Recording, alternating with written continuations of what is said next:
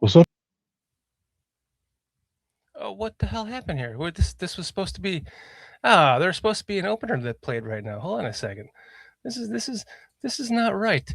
It was removed from the openers. So let me just correct a f up. If I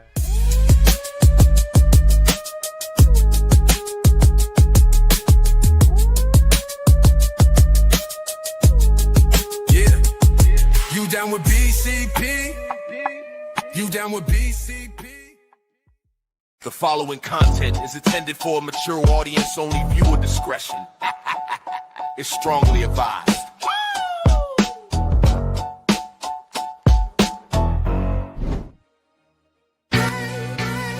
Yeah. To the tune of OPP, minority by nature. No time for idle chitter chat and petty iterations. Teaming to me exponentially like I'm Barack's inauguration. Erratic calculations, nah, I runs the infinite. Only way I slow me down is with some calc and by a limit. They might no longer show the work to answer self-evidence. Some truth should be proclaimed in the Declaration of Independence. Things not instantaneous can be approximated by adding up our changes till everything integrated. Word to my partners in calculus. Yo, you down with BCP? Yeah, you know me. You down with BCP? Yeah, you know me. Integral, grind exponential. You down with BCP? That's the way we rotate radiannually. You down with BCP? Down with BCP? You down with BCP? You down with BCP? That's the way we do things limitlessly. Yeah. You down with BCP? Yeah, you know me. You down with BCP? Let's blow. Switch the flow. Shift the tempo. You down with BCP? Down with BCP? You down with BCP? You down with BCP? That's the way we do things limitlessly. Yeah. You down with BCP? Yeah, you know me. You down with BCP? Let's blow. Switch the flow. Shift the tempo. Yeah. What the hell were you doing, Short? that was just for you, PJ. Haven't seen you in a while. Keep doing that. You won't be seeing me much more. Yeah, I'll be gone too, Paige. You're right. That's a playoff dance, What? baby. Oh. Like, is he banging the Bears play? What was he doing? That's a playoff dance, my man. Ah, He okay. was having a seizure, bro. Okay, Chad's going, PJ, get a hold of Shorty. Man, I'm telling you, look like you having a seizure over there. Son. I don't think we want to get a hold of him at all. Now, he goes not in that position. But what he's got a hold of, that's the problem. Look at that. What? No beard. super chats? Right. Look at that beard on you, Foster. Yeah, you tamed that. I, Last week that shit well, it was going to fucking South Africa, China, Canada, and Mexico all at once.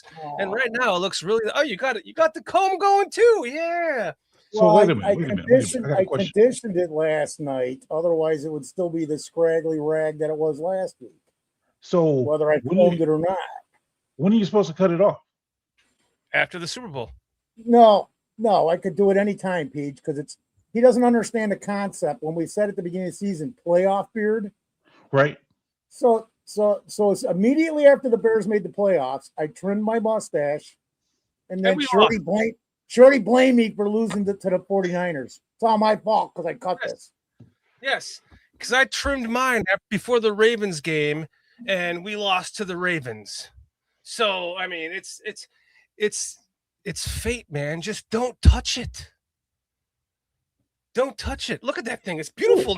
Look at it. It's all like you got like almond there and shit now. PJ, can you? I've been trying to explain this to him for 3 weeks. Playoff beard means that you don't touch it till they make the playoffs, and then you can do whatever you want. But they did. Oh, I see what you're saying. That's why we call them playoff beards, because they didn't. No, I should have been growing it for 3 years. It should have been wrapped around my crotch with pigtails and shit. Would have been down to the street. I'd be street cleaning on the weekends, just walking down the street, man. It's Foster Claus, dude. You're cleaning the gutters. Yeah, it's Foster Claus, not Santa Claus. Foster Claus. Hey, Betty. Oh my god. You're changing your address to the North Pole there, buddy. Yeah. Oh my goodness. Just don't touch it because now it's a Super Bowl beard, dude. It's a Super Bowl beard. It's not a playoff beard anymore. It's bigger than a playoff beard now. You know what I'm saying? Patty's going, oh my God, too much, Foster. I'm like, that's what my family says every time we get together. Too much, dude, too much of me. I'm really proud of both of our beards. I'm like, I don't know if I want to get rid of it now. I'm like, I'm kind of grown accustomed to it. I'll clean it up, but I ain't getting rid of it until the weather's warmer. Yeah, I always have a beard in the winter. That's after we win the Super Bowl, baby. What do you guys think of that? I'll clean it all the way off. Take it all the way down to the. Yeah. Okay. This is my victory playoff chain, I should say.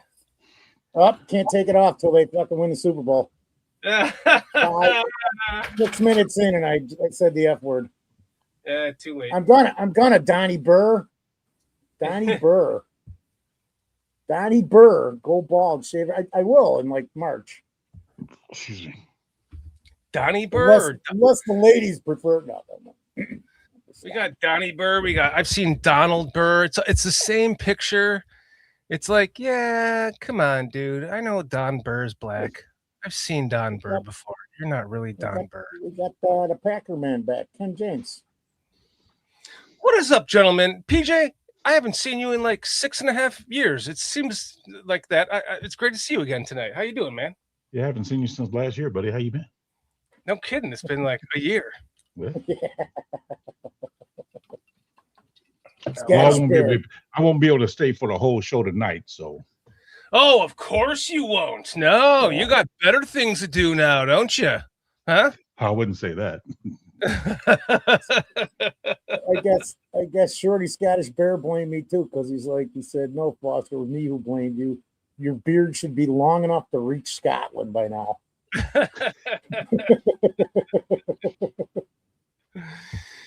Listen, we got some guests tonight. Sriram's going to be joining us here in a little bit. We also have PJ, Minister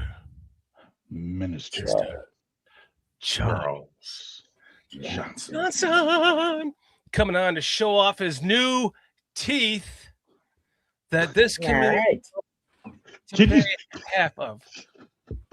What did you say? I might have to borrow his lowers. You can't say he's coming here to show off his new teeth. Oh no, he definitely is here to show off it. Oh, he definitely is. Wait, he disappeared. I no longer see him in the background. Hopefully, he pops back in. But yeah, so the GoFundMe that we created for him that he was able to pay for his bottom set of dentures. He's all proud of them. He wants to show them off. He looks great. We'll have him on as soon as he pops back in. In the meantime, before we bring Shri on, let's get to our chat, man. Look at all you guys blowing this shit up. At Miss Scottish Bears. Tin Pang Dog. Wait a second. Come on, cue it up, Carl. Yeah, I'll have some egg rolls, some Tin Pan Dog. Yeah, I'll have some egg rolls, some Tin Pang Dong, and a glass of Zach Charbonnet with a little scoop of Justin Herbert. Dude, What about watching the Seattle game, and every time they mention his name, you thought of me saying it, didn't you? Dude, every time I hear the name Zach Charbonnet, I think, I'll have some egg rolls, some Tin Pan Dog, and a glass of Zach Charbonnet. Quite. Chad Spieger, our members. Chad, is Cliff Victoria here tonight? I'm sure he is. Squeegee, Captain America. To our members, thank you guys so much. We got a Packers fan, Ken James. I saw him on the British Bears show. They blocked him. We're not going to block you just for putting on cheese heads, because you know what? I bought one of those cheese grater hats. Unfortunately, it's coming in February, so I can't wear it this weekend, but I'll have it for the rest of my life. John's 3316. What did Zilla say there? Zilla 007. There you go. You got a comment there, I read. Florida. Is that Florida? Oh, who forgot the razors? Is Flaw Bears fan, Florida Bears fan, by the way? I'm assuming it is Florida Bears fan. I would think so. Yo, Bears Who is name. this guy? How you pronounce that? Philip Palmisano. Sounds right. Okay. Bear down, Philip Palmisano. Thank you for joining us today. Well, you're no Palmasano of mine. Armando What's up, Dan? Jr. joining us tonight. Eberflus don't need a. Dan Brown says, should we start a GoFundMe for Eberflus? He don't need it. He's got some money, man. Patty Lara, great to see you, my dear. Lionheart, the Bears will win Saturday. We got to kick Ralph Love out. He just said Green Bay's better. He thinks Green Bay is the better team. Got to go. Vote him. Vote him. I'm joking. We've got, who else do we? We've got a bunch of people in here tonight, man. Longhorn Jeff. Fuck Green Bay, my friend. Bare necessities song. Pete, do you remember that song? Oh, yeah. Bare necessities, the bare necessities. I remember that song too. He's in the house. Bare necessities 85. Ken James is just popping up cheese all over the place, man. I love cheese, man. And that's why I bought a cheese grater. Hat. Scottish Bears. It ain't easy being cheesy. Chester Cheeser. Yep. Cliff Victoria. Chad Spieger, our members. You guys are amazing. Thank you for joining us again on another Thursday. Dan Brown saying NHL rules. Yeah, cool. Amos, what's up, buddy? I'm going to change. My friend. We got John S. Googly Bear. Googly Bear, yes. Googly. Captain America Steve Rogers. Captain America Steve Rogers. Captain America throws his Steve Rogers won the ticket to the training camp game, and then unfortunately had to give it up. And then King Booker World took it. I'm sure he'll be in here at some point tonight. Love King Booker. The scroty fits. Gotta wear it. You must wear it. You must wear it. It's great. It's great to be with you guys. It seems like every time I look up, it's Thursday. Erica. Roberto Hernandez. Fuck Green Bay, my friend. There we go. Fuck Green Bay and fuck Green Bay. Fuck Green Bay. There you go, Carl. You can always count on Carl. That's not only on our show now. That's also on 4 Stars and Adam Mason. It was on 4 Stars the other night. Carl, yeah, because he stole it from us. You know, he stole. I have not been on 4 Star. I think 4 Star hates me for some reason, but we don't have to talk about that on air. But I don't know what you're talking about, Foster. Carl, it's you're the other night I was watching 4 Stars because I woke up and my phone went off and I'm like, I haven't seen these guys in a while. They sent me a free membership. I haven't even been on there because I used to go on every Thursday after I leave here. We were there every time, Shorty, and life gets in the way of doing the things you want to do. So I popped in and they go, and one more thing, and it was Carl saying, "Fuck Green Bay." So I started cracking up because I'm like, that'd be cool if we could get that. We got to get Aldo doing it on some of his shows too, man. We'll get Carl on every show, whether he wants to be on them or not. Wait, hold on. You think that this audio clip fuck Green Bay is me? No, they use the exact same one on their show, but it's the clip that you took. I swear to God, they took the clip from us. And listen, what's the? It's not you, Carl. That's Austin Booker. Yes. Oh my God, I always thought that was you, dude. Fuck Green Bay. It does kind of sound like you. Carl, say it. Go, fuck Green Carl, Bay. have you seen the new thing that Bearski's doing? An amazing He brought it up on the. The first one that he put out, the beginning of that one, I thought that was your voice. That was the Packer fan. Okay, so let's just pull back the layers of the onion, right? I saw that the newest episode from Bearski's movie, episode 2 or part 2, included the Redskins game, which was narrated by Danny Scantini. So congratulations, round of applause, Danny Scantini. I got the choice of the Bengals game. And you can pick and choose and think about why maybe I would have chose the Bengals game. He's a baller, man. I hate him, though. Like, Michigan guy. I can't stand him, man. For anyone that doesn't know what we're talking about, Bearski Films is doing this excellent 3-piece good, better, best movie basically, where he's taken different content creators like myself and Carl, and he tried to reach out to you, Foster, but he didn't get back to him.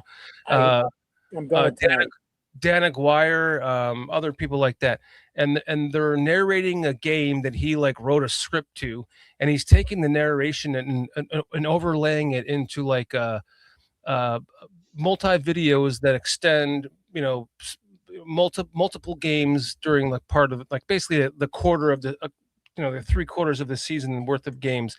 It's absolutely fantastic. If you love good quality content, please go to Bearsky Films and check that out. It is Bearsky Film actually, and check that out, man. It is absolutely amazing content, and you'll hear a bunch of our voices on there. Carl's is going to come up, mine's going to come up, lots of others. Hopefully, like Aldo can get involved and get his amazing voice in there. But it was a lot of fun doing that with him, and if you watch it, man, it is just spectacular. Great stuff. So just to be clear, Dan, your part is out. It was released today within the last 2 hours. Correct. I'm sorry. Anyone who gets sick and tired of this show for whatever reason, that is on there. And also, there are some people in there saying, like Skeeter right here, he's saying Dan Aguirre needs to return. He did. He did the first part. I would strongly suggest that you guys watch it. Skeeter, man, Dan got married and just went, bye-bye, everyone. Career stuff's going on too. Yeah. They got to change there. Cliff saying, is Dan A still married to Yoko?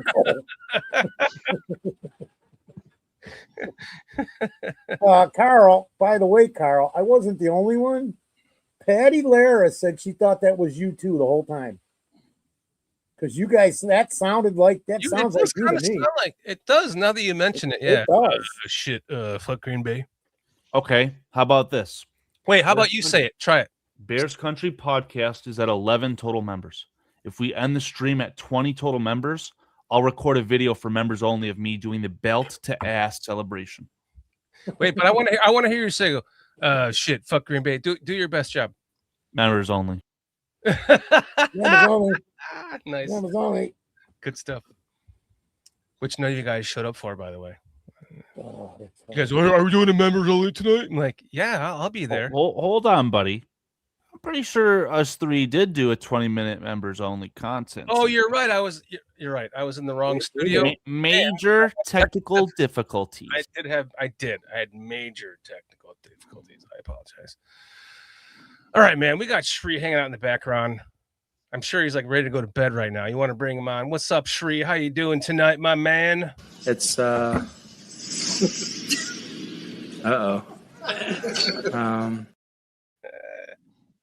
Good evening, gentlemen. Good to see you all again.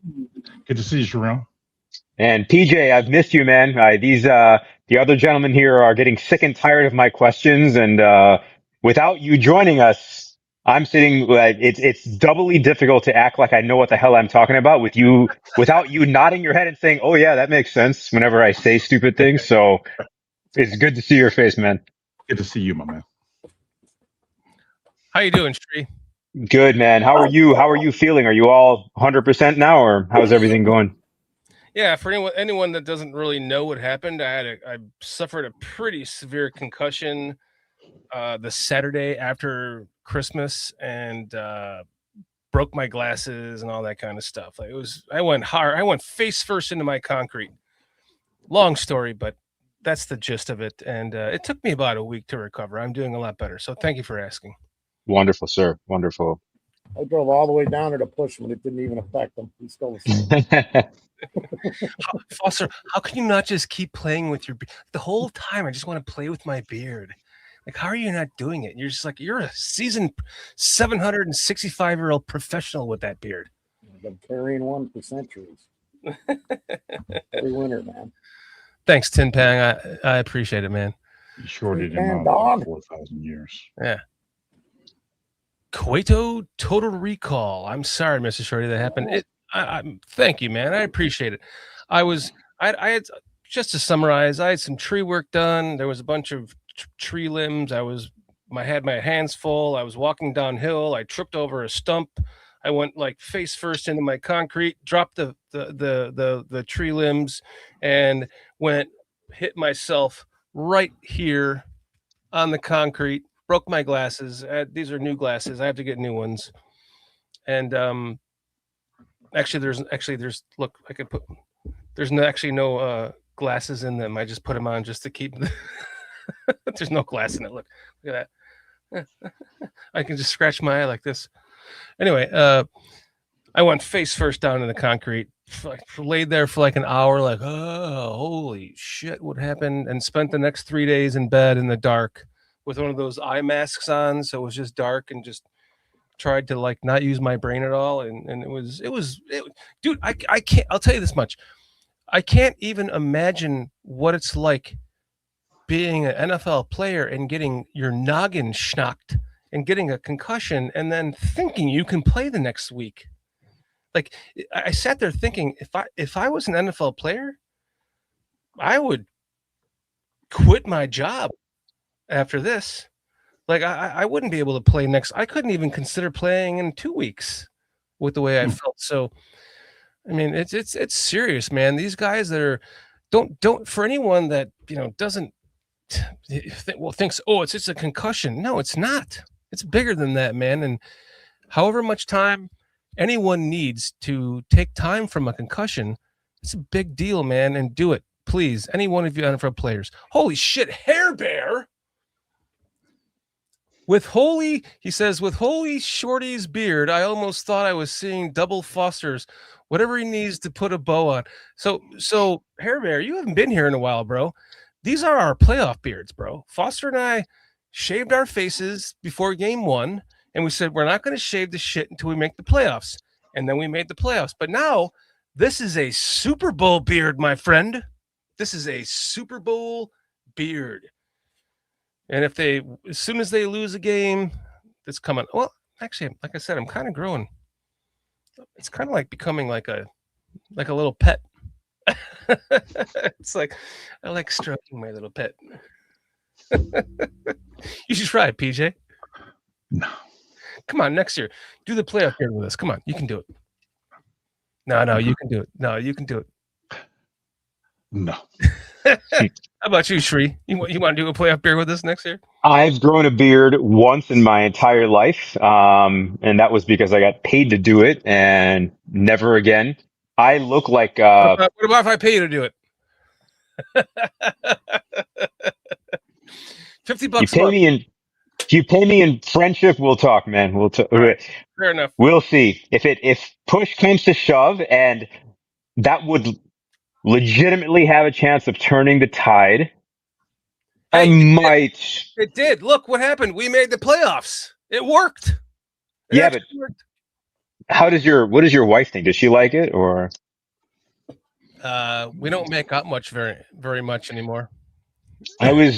So believe it or not, that was half the reason why I never wanted to grow a beard, because I'd put myself into a girl's shoes and I myself wouldn't want to kiss a face full of hair. Yeah. Why the hell would I want to subject a woman to doing that? So that was probably half the reason why I never did. And my wife hates hair. Like if there's a hair in anything, she's just like. I got a feeling this show is going to go off the rails here pretty soon. This show is about going off the rails, PJ. Barry, go real quick. So I trimmed it before the Ravens game. We lost. I stopped trimming it. So it was growing into my mouth and shit. And I was like, okay, I can't touch it. Then we lost to the Niners. And okay, I'm gonna trim this. But at that point, she was like, I'm not. That's in your mouth. I don't want it in my mouth. She can deal with it trimmed, but not when it's like, like the thing that's just taking over my mouth from Addams Family. What is it? Addams Family? Is it or the thing? I forget what it's called. The Addams Family with all the hair. You know what I'm saying? Yeah. Anyway, Peach, you want to talk some Bears? I think I want to talk Minister Charles Johnson. We got Minister Minister's back. Let's bring on Minister. He's a baller, man. I hate him though. Like Michigan guy, I can't stand him, man. Him and his Michigan shit. Minister. Time out. Time out. Minister Charles. Wait, hold on. I got to interject here because I got tossed. Go ahead. Hold on, PJ. Ready? Minister Charles Johnson. Go ahead, Foster. You told us last week that you only trimmed it one time this season. Now I'm watching the show because I don't know what my laptop did. I have no idea what it did. And you just said you trimmed it twice. I trimmed it after we lost to the Niners. Right, but you also trimmed it prior to that. So you were Prior full to that, of crap last week because you told me. No. I trimmed it after. I trimmed it before the Ravens game. We lost, so I said I'm not trimming it again because we kept winning, and then we lost to the Niners. So then I trimmed it. Last week wasn't the game after the Niners, and last week you said on air. I got it on air, dude. You only did it once during this entire season. I'm just telling you. I'm going to pull it up, Charles. I'm going to get him, Charles. You do that, Mister. You do that, Mr. Technical Man. I can't wait for you to send me the video of that. It'll be like next year, dude. Exactly. Minister, come on, man. Show us those pearly what? Look at that. Look at this handsome ass man with that smile. Look at that. Look at that.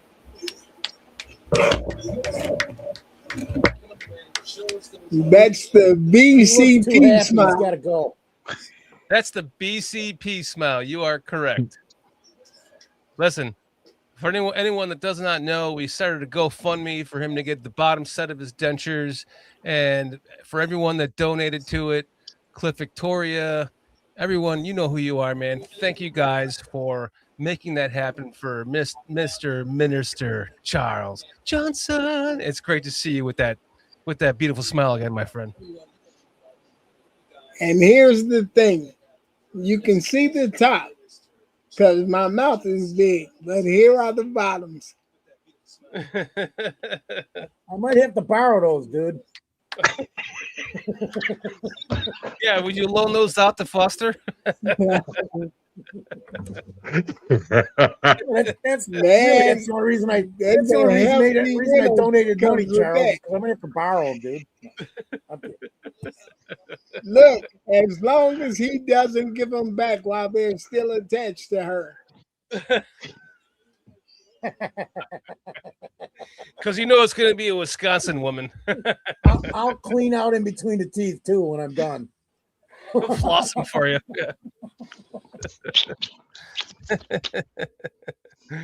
PJ, you called it off the rails instantly. Told you. Told you. We're 27 minutes in and haven't talked a single damn thing about the Bears. I love this shit. You all have no clue as to what you did for me. I think we do, man. It really is. It's special. The community that we have, we were able to pull together and raise enough money, $950 for you to get that bottom Is that set. me choppy or what? I'm not sure. You're a little choppy. You're a little choppy. That is what she said. Yep.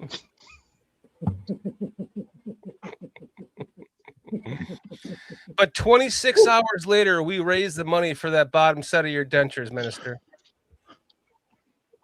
Dude, did you reset your internet and your device tonight, like I told you to do? Look how choppy he is. Yeah. Clip Choppers is choppy. It's like watching one of those Japanese movies that were redone with American English. I'm not sure what's going on here. Minister, go reset your internet. But in the words of James Brown, I feel good.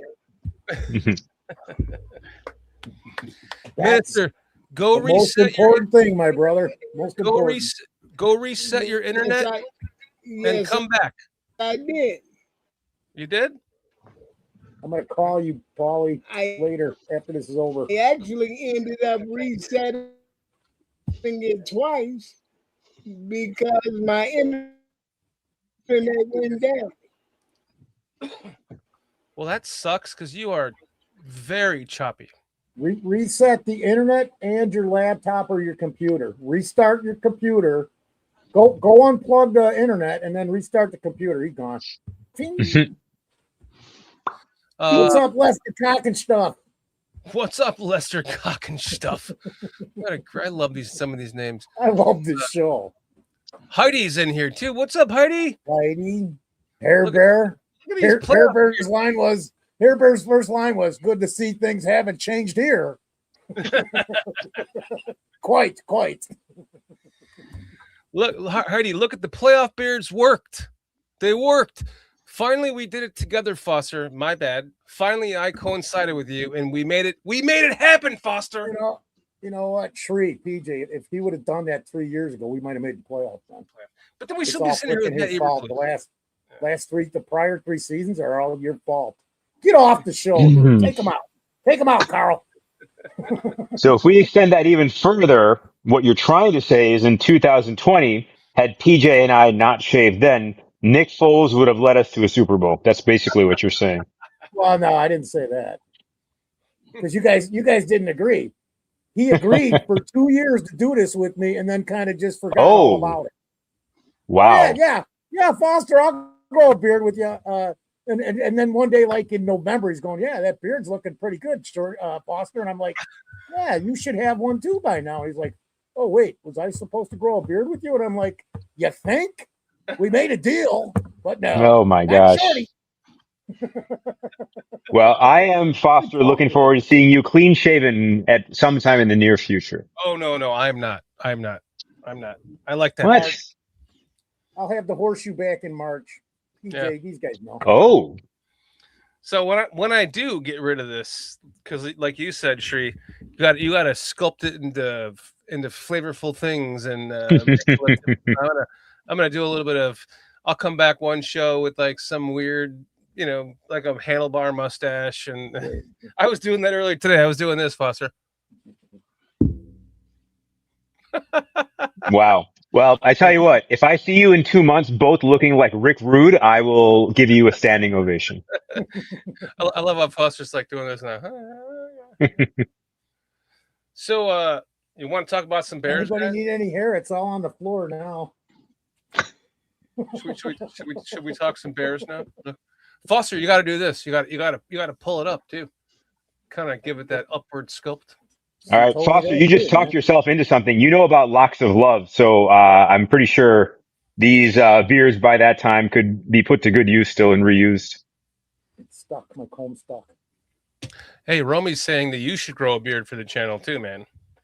I think you'd be a handsome beard man. Look, I can already see the stubble that's growing there. You probably grow a great beard, bro. Like I said, I didn't for work. I didn't shave for 6 months, and it was the most hideous 6 months of my life. I couldn't Do you have a picture breathe. Yeah, somewhere. Oh, yeah, I'll send you. Because this is what, September? Yeah. This is 5 months. Wow. Right, Foster? But he just said you shaved in between, though, right? No, we just trimmed our mouths. I didn't trim anything until the Bears made the playoffs. Not one hair. Wow, man, that's amazing. That is pretty. Was my lip here. Anyways, let's talk some fucking Bears. Listen, the Florida Bears going, hey Foster, is that weed?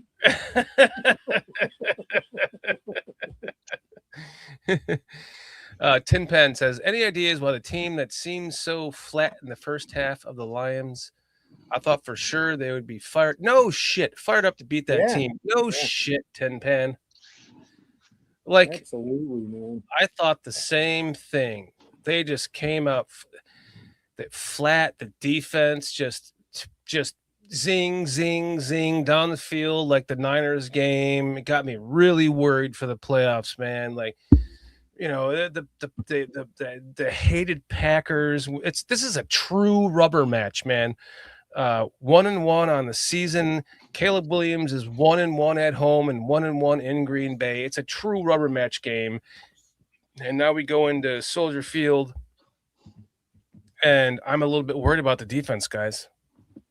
The defense only gave up 19 points to one of the best offenses in the NFL. That's not bad. Look at this. Look at this guy. When we give up PJ, Look at this guy with a beard. Tell me if you agree with this. Holy crap. I saw that somewhere, Shree. I think it was on Facebook. Did you have it on something? I swore Yeah, maybe. That was when I was like momentarily proud of it, but that pride disappeared quickly. Hey, it looks good on you, dude. Dude, Steve, beard. what is going on? I mean, like I said, that defense only gave up 19 points, and the Bears should have scored 28 or 30 points. What's going on with the offense, dude? I don't think they're committed to the running game as much. I think they're falling in love with the pass, and therefore we're losing time of possession, I believe, as well as not controlling, basically controlling the offense. Because a lot of our most successful passes come off of play action. So if you don't have a run game, you can't do it. So, but Foster, like or PJ, like the Niners game was kind of an anomaly. Like they had no choice but to keep up with how quickly they were scoring, and that was a different game. If they would have just tried to manipulate the clock with the running game, they could have lost by 2 touchdowns or more with the way that was going, because they were just scoring at will, the Niners. So I think to your point, they kind of went away from the running game against the Lions, thinking maybe the same thing because of how well they passed the ball last time. Well, I think that the crucial part for me was when we got the ball, I think with like less than two minutes to go or something like that, and we had three and out, and we didn't run that one time. That was critical. Now, Burden dropping that ball was huge, but the fact that we threw it 3 straight times, like, man, just don't abandon the run game so much. Agreed. What do we have? 4 targets for DJ Moore? What's with this stuff? You know, that's been a concern for me all year, as you guys know through our text messages. I don't know what the problem is with why he's not getting more targets. And it seems like he's not getting targets at some of the crucial times. And it's worrisome for me, because to me, he's our best receiver. And come crunch time, he's the guy that I need to get the ball to. And for whatever reason, we're not doing that. I mean, when you have, I get it. Sometimes he's getting double teamed, but it's too many times where I see him open and the ball's not going his way. Yeah, I mean, the time in the end zone. See, I'm not faulting Caleb for that, because it was on the other end of the field. But again, too many times, though, man. It's like just too many times. The execution, the drops, the miss, that touchdown throw to DJ in the end zone where he didn't even attempt to do anything with it. I think Smith was wide open in the middle of the field on the right side a little bit. Wide open. He got bumped, if you notice, on DJ. He got bumped on that. Yeah.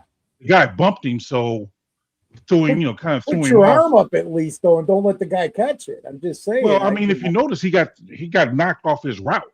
He got bumped, and he kind of like went backwards a little bit. And by the time he tried to recover, the ball was already there. That's true. So the guy actually did a great defensive play. He timed it perfectly, that bump, in order to get that interception. He bumped him 2 more steps maybe and got the interception. Perfect time. Illegal contact downfield. Oh yeah, but they're not going to call that. So I'm just like, but that was a good defensive play. I give him that. But yeah, he did bump him. If you look at it, he bumped him. Oh, I saw it live. Yeah, he bumped him. And you don't think that was a PA? Or I don't think it's enough for them to call. If I'm being totally honest, because I've seen worse. So, it was a bump. It wasn't like a hold. It wasn't a grab. It's just a bump, just enough to knock him off his route, like to where he had to he like took two. He took like about 2 steps straight as opposed to going on an angle that he was going because his trajectory was taking him on an angle. He bumped him, made him go straight for a couple of steps. Then he tried to readjust. By that time, the guy had the interception. Mm-hmm. Thoughts, Sri? So, TJ, to add to what you were mentioning, this is all retrospect. And so it's more of a question about if we find ourselves in that situation next time where, let's say, well, Caleb, next time, I'm sure the film study, showed him where Durham Smythe was, but let's just say that DJ is running that same route again and cornerback's playing it well. Safety's also there to help like he did this time. Mm-hmm. Is a quarterback taught in scenarios like that to actually underthrow the ball where the receiver and is seemingly beat to the spot by the cornerback and the safety in a specifically across the field throw like that? Is it easier for a receiver than it is for a cornerback or a safety who've actually like skillfully played the route? Is it easier for a receiver to stop in his tracks, turn around and make a catch on an underthrown pass than it would be when you're trying to lead him that kind of way? Or is it impossible to say?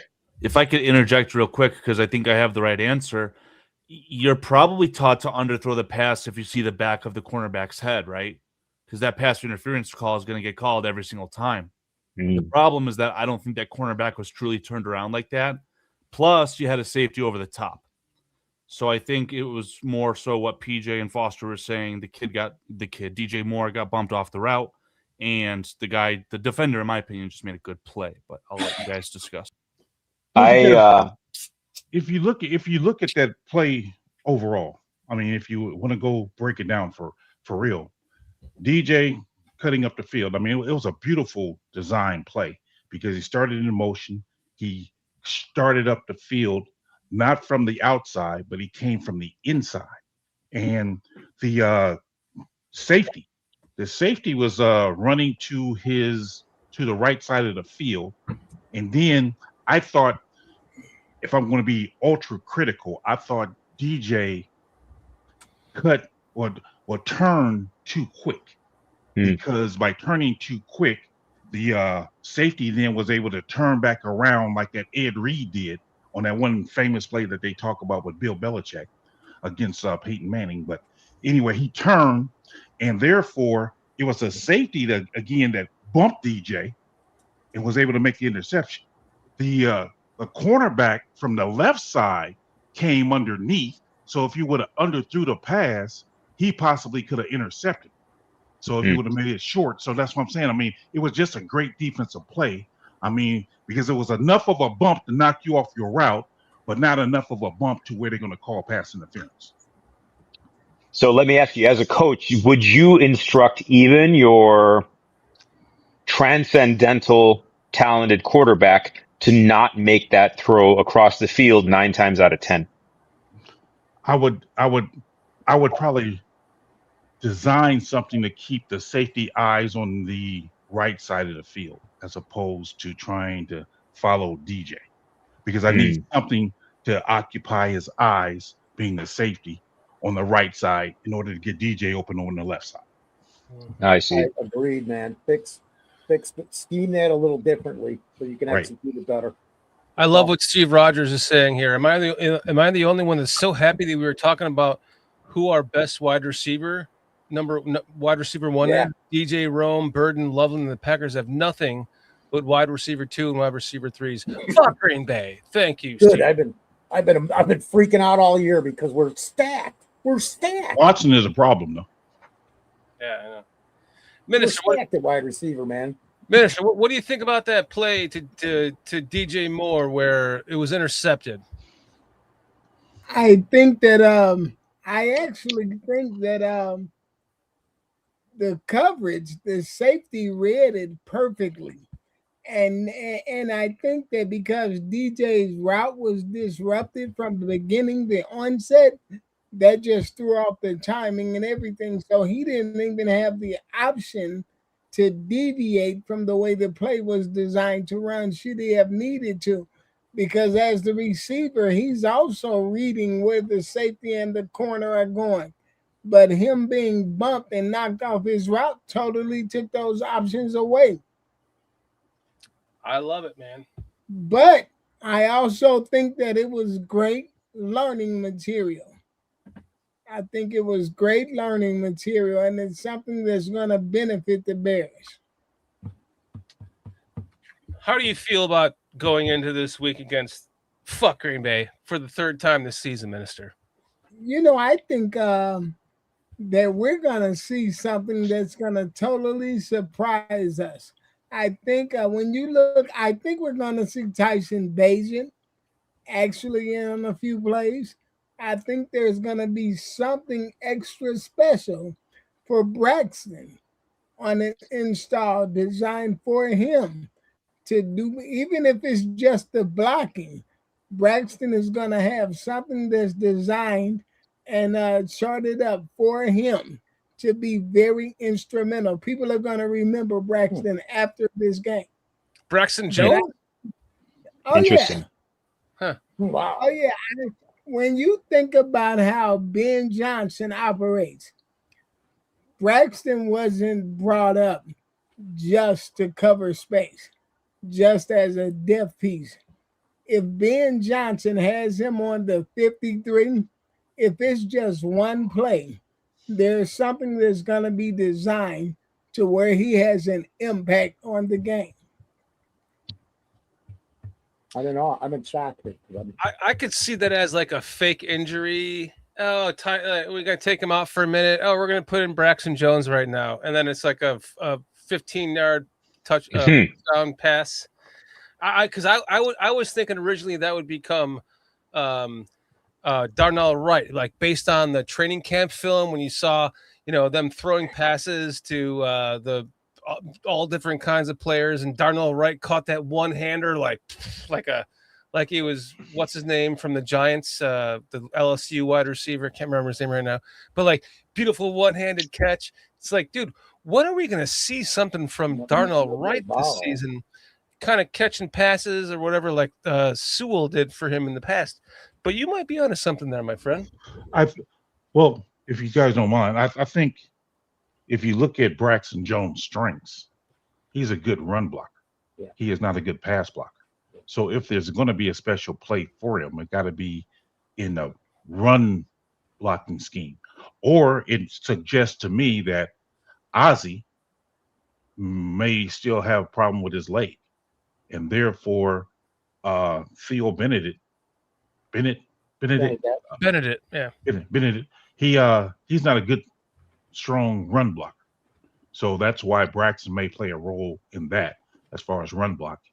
But he is not a good passer. He has not proven himself to be a good pass blocker throughout his tenure with the Bears. If you're He correct, can't handle a bull rush, if I'm not mistaken. He gets overpowered during bull rushes. Yeah, Correct. That's the biggie, man. That's the biggie. We've And seen it again and I again. might add, sorry, Foster, go ahead. No, I just said that's the biggie with Braxton because we've seen it again and again since he was drafted. No, It hasn't what I changed. was going to say is that I think that in either case, we're going to see a heavy dose of the Bears' run game. I'm talking 60 to 65% of running plays. Now, when you look at Braxton and trying to emphasize on his strengths, I think it's too obvious to say we're going to install these packages where Braxton is a key component in the run game. Yes, I do believe that that'll happen, but that's what opens the door for a little trickery going on there. Because the Packers are going to say, oh, Braxton's in, it's a run play. And Ben Johnson's going to say, so you thought it was, huh? And then Braxton's going to catch a pass. I'm joking. Tyson Bagent is going to be in this game 2 to 5 plays. I'm just going to say, Minister, don't bet your teeth on it. I got to. Foster, I was thinking today, and I said, Well, I'd trade my teeth for a Bears Super Bowl victory.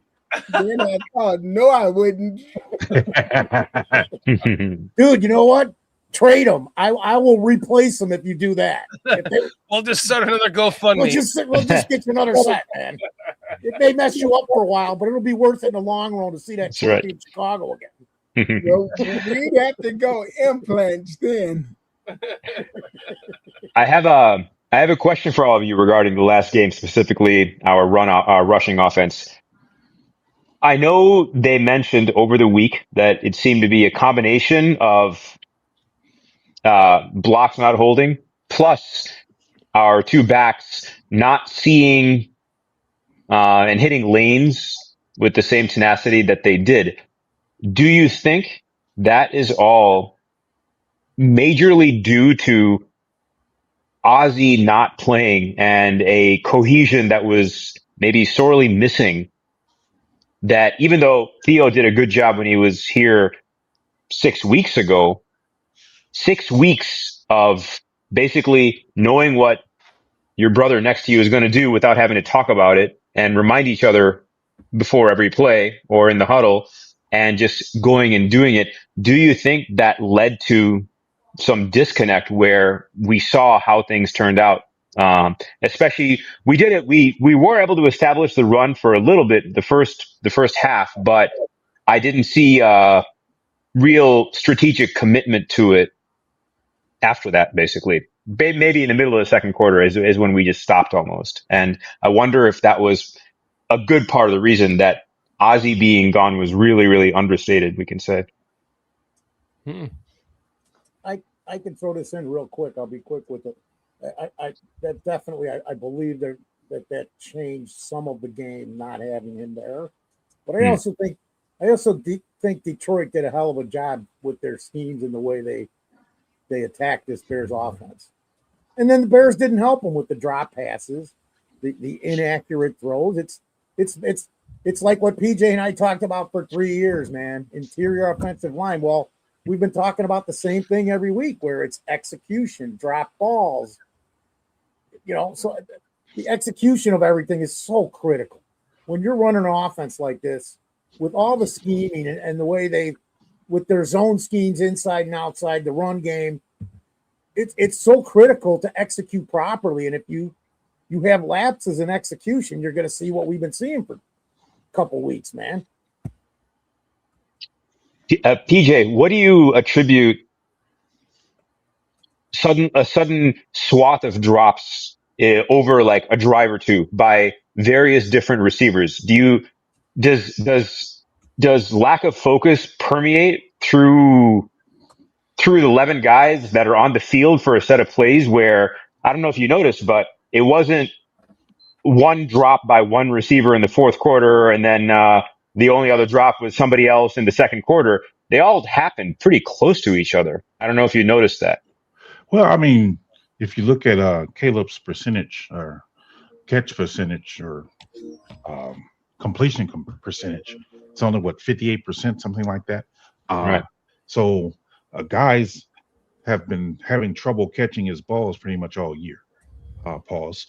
I think that. Hold on. Pause. Is that what you said? I think that I mean, it's something that can be fixable because Loveland, man, that dude got a great set of hands and he's even dropped some passes. Yes. So I don't know why it is. I don't. I'll tell you what it is. Velocity, my friend. Mm. Velocity. I know, but going back to what you asked earlier regarding Braxton Jones and this Theo guy, I think with Theo, if you look at it, it seemed like he was giving up some bull rushes his last game. Yes. So if him and Braxton are both giving up bull rushes, but Braxton's a better run blocker than what he is, that's probably why we're going to see Braxton play if Ozzy's still dealing with his leg injury. So I think that's where the issue becomes. And as far as our run game, if you look at our run game, we normally run to the side of Wright and what's his name? Jackson. Jackson. That's where we normally get most of our runs. We It was like 80% this last Sunday or something like that, if I remember. And that's probably been the case all year. That's normally where we run the ball, just from the eye test. And maybe they want to attack the left side. That's why they want to play Braxton, because they feel like they probably can exploit something on the left side that hasn't been exploited so far this year. Wait, are you saying that they're actually talking about playing Braxton? Yeah, because they thinking about activating him from the injury reserve. He's come up for practice. They haven't officially activated him yet, I don't believe. Yeah, both him and Kyler, I believe, on the same day they announced it. I thought that was just like a Minister Charles Johnson, like pulling a flag out of his hat kind of thing. Dang. Minister Johnson talking about, man. Pay attention. No, I actually think that with the way the offensive scheme was set last week, that some of this may have been a pre-playoff dress rehearsal to see how does this work, how does that work, because they already have the blueprint as to how to beat Green Bay. Well said. Let's try a little, a few different things. And while Ben Johnson and the team, I would say definitely wanted to win last week, I think because it's more important to advance in the playoffs, gaining that experience would have been a win within itself. Mm-hmm. I think that's a very good assessment, like trying out new things. I disagree. All right. The reason why I say I disagree, Mr. Charles. Explain yourself, PJ, now. The reason why I say I disagree, Mr. Charles, because if you're trying out new things to go against Green Bay, had you lost that game, which we did, and Detroit won, you wouldn't have been playing Green Bay. If Philadelphia would have won and we lost a game like we did, we wouldn't be playing Green Bay. So you can't. And PJ, I'm not saying specifically geared towards Green Bay, but just as an overall, like I say, dress rehearsal, regardless to whom they may have been playing in the playoffs. Because although you may not know who you're playing, they still have tape from your previous games. While this here, especially since it failed, this here would have been more new. It would have been more to your advantage to slap them in the face with something else. And it also gave the opportunity to see why these things didn't work and make those possible improvements. But I heard that Johnson stated that he didn't have much of a game plan for this game. Am I correct? I mean, he didn't have as detailed as a game plan as he normally would have. Shytex 03 says Ben simplified the offense, a lot less motion in week 18, which is correct. Right. So therefore, I mean, that's why I say I don't agree with that statement. I think that I don't know why he simplified it, but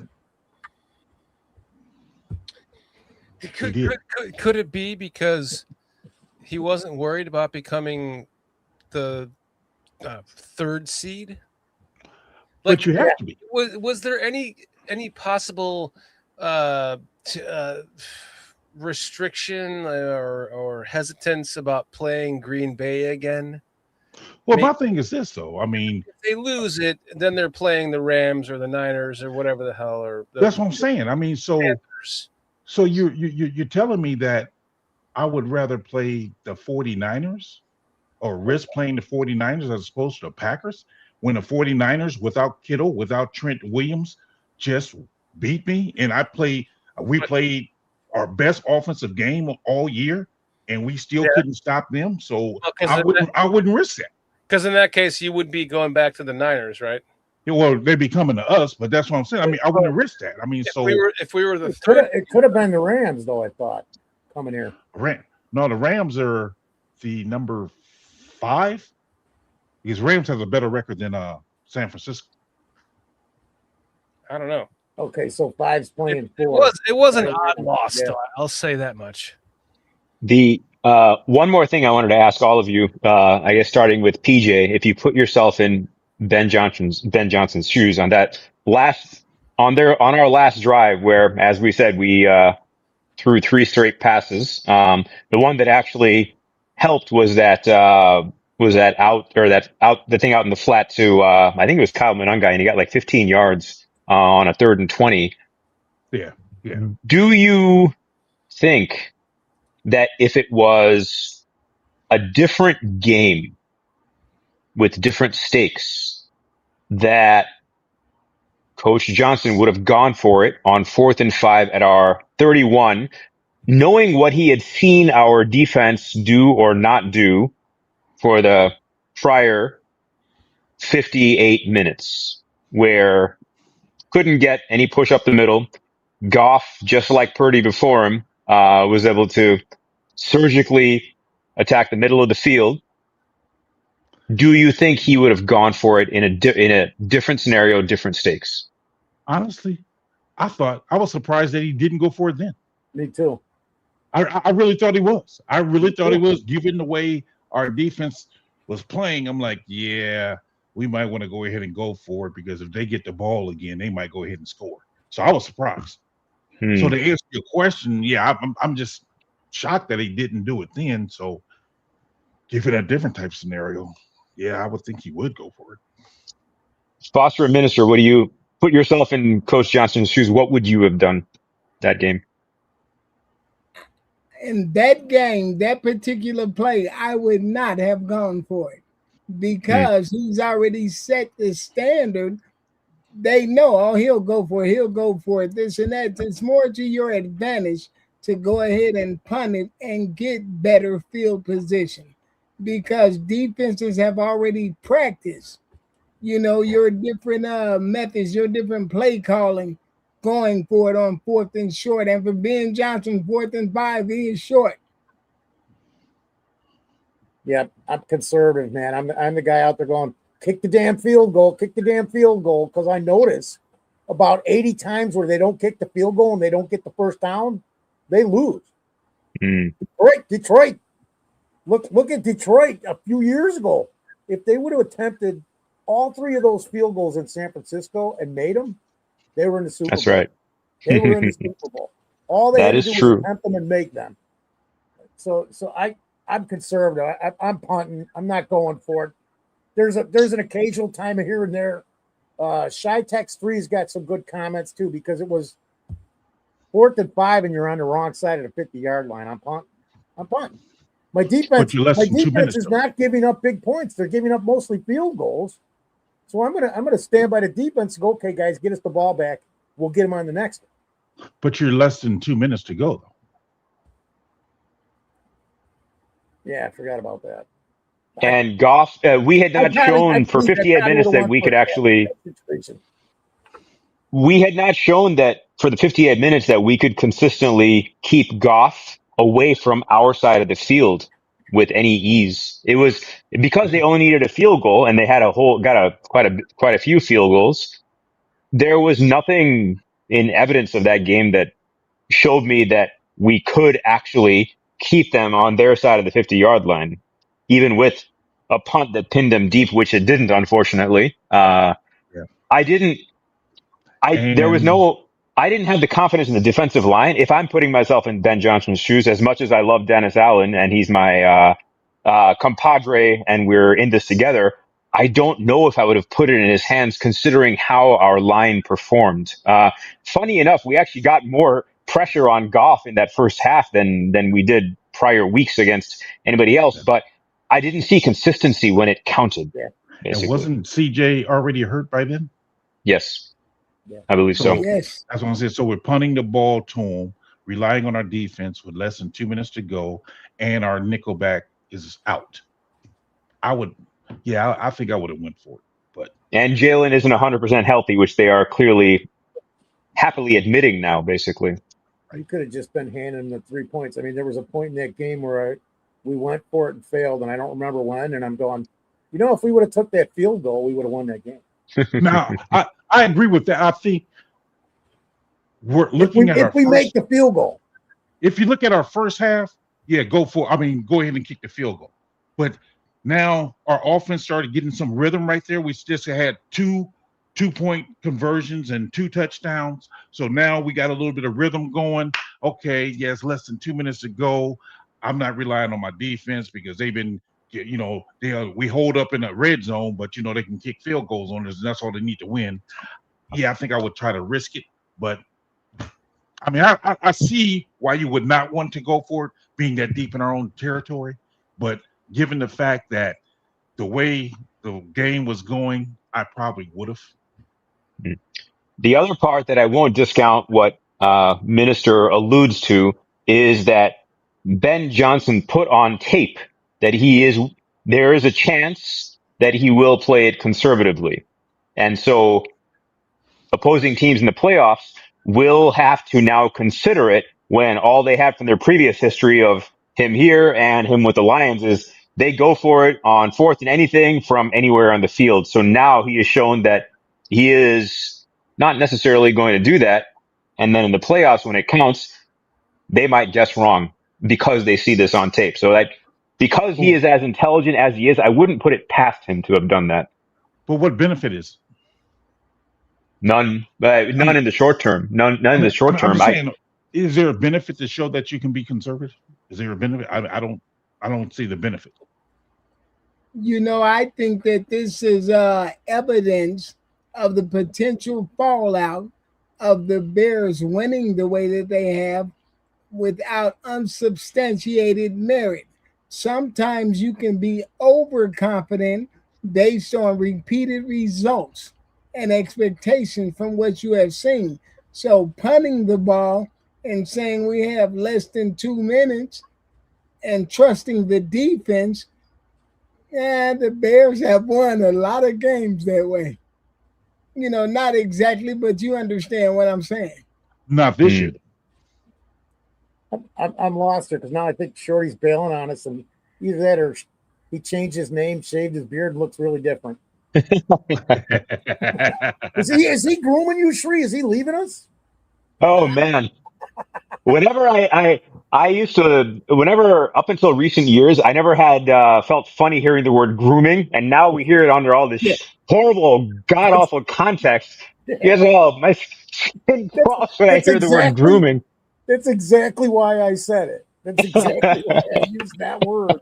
If I may change lanes for a quick second here, I've been thinking about the secondary, Jalen and Kyler more specifically. We can all see that Jalen is showing signs that he may be a little hampered.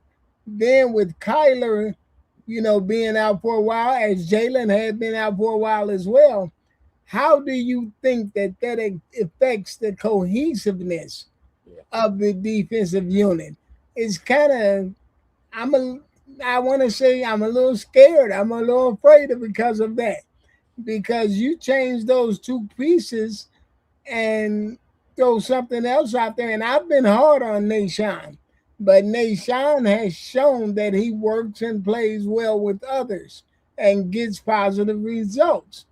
Having Kyler and Jalen out there when you got a Nashawn and a Stevenson possibly, does that give you all any concern? The cohesiveness part. It doesn't me because Nashawn plays better in the zone. Stevenson plays better man to man. Right. Johnson is hurt.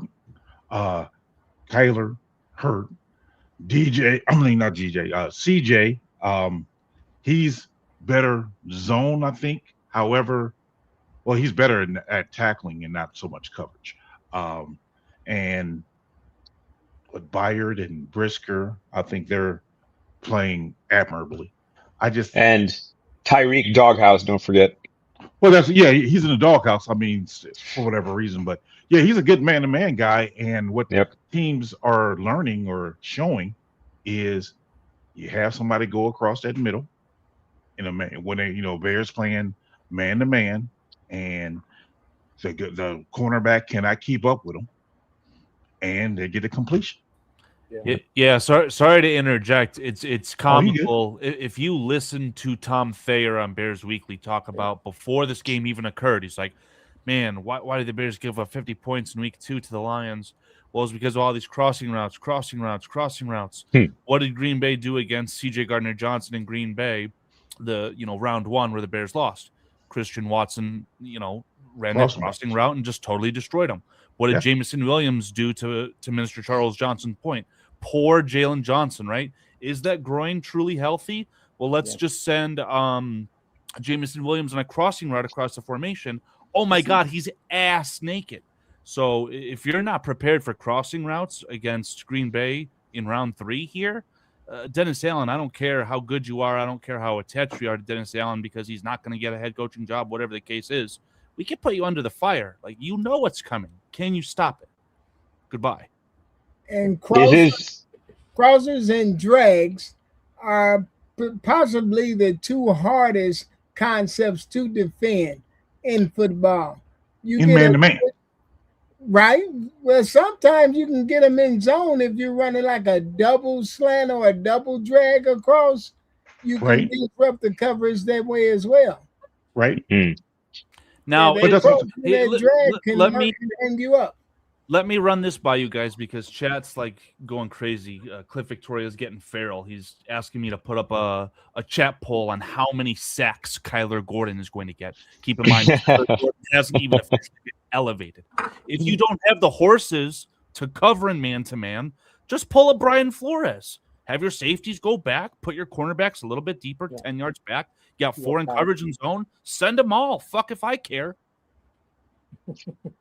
The other part with zone, PJ, you can, and Minister and even Foster, what I noticed on those crossing routes where we got killed, especially last Sunday, the routes that Detroit called to take out the linebackers were masterful, if you ask me.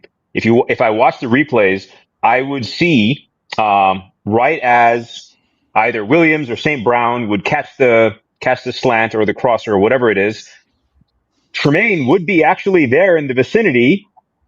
And if he was playing zone, that at least the damage would have been potentially minimizable. But because he was playing man, there was a tight end between him and the receiver and blew right by him. At least with zone and things being passed off, with dangerous receivers in the slot, we would have at least had a chance, especially if, and this is my theory is I don't know if TJ is 100% healthy either. The speed at which I saw him operate last year compared to this year is wholly different. I hate to cut you off. To bring that up. Why were the Bears able to sign him for so cheap in free agency after the Eagles of all teams let him go for free? And then you see the Eagles replace him with a free agent linebacker from the Saints, and he becomes an all-pro. TJ Edwards is an admirable player. I've been quoted on saying if you put TJ Edwards in for Lance Briggs in the 2006 Super Bowl, you might not notice too much of a difference. The cat's just generally not that fast to begin with, in my opinion. No, I agree. What I noticed, I'm an Edwards fan, dude. I love Edwards. Me too. And he made me a fan the past couple of years because of his closing speed that I noticed, especially running backs and tight ends out in the flat. Yeah. He would be the person whose name we'd hear announced as, oh my God, look at that closing speed. I didn't see that this year. And I don't know if that's making man coverage against teams like San Fran and Detroit and Green Bay, if it makes it even a worse result. And if Dennis Allen has to swallow his pride and play more zone rather than 4-3 man, if that's what it's going to take. I think what you have to also take in consideration is last year, TJ was playing the Will linebacker spot. This year he's playing the Mike linebacker spot. That's true. Him and Edmonds changed positions. correct me if I'm wrong, Minister. Maybe you would know better than I or Foster. But when Edmonds was out, they had TJ moved to the wheel linebacker, and they had Jackson playing the Mike. And Jackson's pretty fast, so I thought they did a pretty good job, those two guys together. And did you guys not notice that as well? I totally noticed that, PJ, which takes me to something I was thinking. If they were to run something more like a 4-3 nickel zone hybrid, you move Edmonds over to the strong, Jackson to the middle, TJ to the middle, and Jackson over to the weak side. I think that would be something totally effective, especially against those crossers in that middle of the field. If you look at the past 20 years, when the Bears have just, I don't want to use the word slaughtered, but when they get beat handedly like they did last week, it's been over the middle, that medium range pass, be it on a crosser, a slant, a end cut, whatever it may be. But that's almost like Bears tradition. But like I say, a 4-3 nickel zone hybrid, I think would help tighten up a lot of that defensive mishap. And it also affords you the opportunity to stick with that blitz the way Dennis Allen likes to blitz. And you wouldn't have to do as much, though. I don't think. And we all know we're just covering up for the actual legit real flaw, which is we don't have a pass rush. Right. We don't have a consistent pass rush. So we have to be creative in whatever way we can at this point when it's do or die.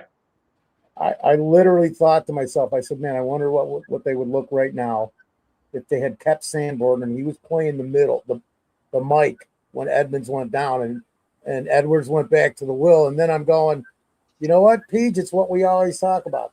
It wouldn't have mattered because now we've got an IDL problem, interior more than the defensive ends. We're not getting any pressure up the middle, almost very minimal. So I saw a couple of, sorry to interrupt you, Foster. I wanted to add just quickly. I saw, and I don't know if you saw, I actually saw Dominique Robinson taking on double teams because they didn't even care about the two guys on the inside, man. They knew that one-on-one will neutralize them, and it was ridiculous. I was flabbergasted when I saw that. You see what happened when they schemed Dexter around the end, coming off the edge? He was in the backfield. Yep. We need to take advantage of PJ's time on the screen. I know he said he's not going to be here for the duration of the show. I mean, PJ, I know that you love Jervon Dexter, but at this point in time, PJ, I do not. So if you have any words of wisdom on Jervon Dexter, I mean, let's have a talk. Well, I think Carl, what you might have to consider is having the defensive lineman play a two-gap system. And the reason why I say play two-gap is because if you have them play a two-gap system, you can have your linebackers 5 yards off the line of scrimmage. That way they're not going to throw that ball over the middle like they've been doing. And by playing that two-gap system, you can then the linemen are responsible for two gaps and then be able to react to the run that way. Your pass rush will suffer. Not that we have a great pass rush as it is, but that's the hang up. But you prevent that pass over the middle. So you're not going to get there. You're going to be late and even get into the pass rusher. I think we need some big guys that can identify quickly if it's truly a run or a pass. Because, like I said, you have your linebackers off. If they can recognize quickly that it is a run and run downhill and make the play, you keep your linebackers free or clear by playing the two-gap system, and they can make the play. But they got to be instinctive. So what I would do to what Minister Charles says is I would have Jackson as my Mike, have TJ as my wheel, have Edmonds as my Sam. I would do it that way because Jackson is the fastest or the second fastest linebacker. By PJ? doing that, you can cover the deep middle of the field, but you also can come down to make the tackle once you see that it's actually a run. Are you talking about for this game though? Moving forward, I mean, as far as Well, I'm I talking about think moving forward as far as in the playoffs. okay. I mean, because again, Jackson is probably our fastest linebacker, and he played best when that's when he had what, Okay. 15 tackles one game playing our Mike. Yep. Yeah, you got player of the week, yeah, for sure. Have him as your Mike. TJ played better when he was playing the wheel because TJ's not as fast as Jackson is. Now, Edmonds, if you remember last year, he had problems coming downhill anyway. So have him play the strong He would to know where better than me. Yeah. if you can cover it, he can cover the tight end, but you have him play off the line of scrimmage. But your big boys up front need to be able to take on. I mean, if they get a double team, be able to occupy that double team to where the linebackers can stay free to make a tackle on a run play. The problem is when you have, I think what we was doing is having our linemen play one gap, so they shoot the one gap, then the other gap is open, and that's how they be able to gash us on some run plays. Exactly. So PJ, only reason I'm on screen, I think that would be a very bold option for the Bears to run with in the playoffs. If they chose to do it, I guess I wouldn't be too floored. But just want to point out moving forward, you cannot pay Edmonds to be your 30% on the field Sam linebacker at his rate. If you were to cut him and bring him back, in the offseason, I'm cutting Edmonds because he's making too much money. Yeah, he if he's not top 3, he's for sure a top 5 earner on this team. And the fact that he lost his original position, he was the Mike. He lost his position as the Mike to Green Dot, right? Like immediately there. That's basis to cut that player. But for them to have him be the rotational, again, 35% of the time on the field, Sam linebacker. Try it for the playoffs if you feel so inclined. But afterwards, Cat's got to go. That's too much money to pay that position. Yeah. And again, I goodbye. agree with that. Hey, Carl, you opened the door for my bold prediction a few minutes ago. Dexter, 2.5 sacks. Montez, 2 sacks. Booker, a sack and a half. Dom Rob with a sack. I said it. I'm standing on it, and I'm not going back and forth with you guys about it. In the playoffs? In this playoff? Are they giving all the defensive backs? Are they really giving all the defensive backs lines of coke this weekend? Minister Charles Johnson, can you repeat the Dexter line? You said 2.5 sacks in this game. Now, granted, that's with Billings playing and starting inside next to him. But I hate to ask you to repeat yourself. You said 2.5 sacks for Jervon Dexter against the Packers in this game. The game Saturday. Yeah. If that's Minister, your prediction, we'll I each will take you buy out you for dinner if that happens. Yeah, I'll buy you a replacement set of teeth if he gets 2.5 quarterback pressures. That guy sucks. I'm gonna drive down there and take your lowers when he doesn't. Remember that I'm the guy after week 10 that said the Bears would finish out 5-2. None of you guys believe me. That's 7 sacks. Okay. So, Minister, one qualification: 2.5 sacks by Dexter. Are those coming from the inside, or are any of those coming from the end? It might be the inside. It may be some stunts, double in stunts, whatever. But he's gonna get 2.5 sacks. I've talked and about there's this not gonna be before. any question that he was solid on getting his 2.5. Dexter is gonna show the city of Chicago why he's earned a right to be here. I think the poor, inconsistent play of the line as a whole has caused people to not see that at a minimum, Dexter has done his job this season. I'll give you that. It's a good point because 6 sacks doesn't come from nowhere. I don't believe in necessarily illegitimate sacks. What I wanted to ask you about him, all of you, given his physique, 6'6", 320 pounds, was it was it the wise decision to keep him on the inside from the day he got drafted, or with those dimensions, should he have been trained as an end from day one? Well, based upon the defense he was drafted to play in, I think it was more beneficial for him to be on the inside. I don't think he would have been, even though he wasn't very effective on the inside, I don't think he would have been as effective on the outside under Eberflus's defense. I see. In Eberflus's defense, he was drafted to play Buckner's spot. Buckner's spot that was at Indianapolis. Right. So he was drafted to play the 3 technique. Right. However, with his slow, incredibly slow. I'm not even going to get into that. I have zero thought. Right, PJ? Again, I want to squeeze the experience and the information out of your defensive coordinator mind. Like, this guy still has get-off issues in year, what is this, 4? How many sacks does he have this year? Year 3. He has like 6, 4 or 5 total sacks, and his time to sack is literally over 5 seconds. But you got to understand, though, Carl, what Dennis Allen is asking him to do. Dennis Allen is asking him to play 3 technique at times. Then he's also asking him to play the 1 technique. 1 technique. Yeah. Then at times he's asking him to play the 2 technique. So his job isn't always to shoot the gap like a 3 technique. So his job is sometimes to take on the double T.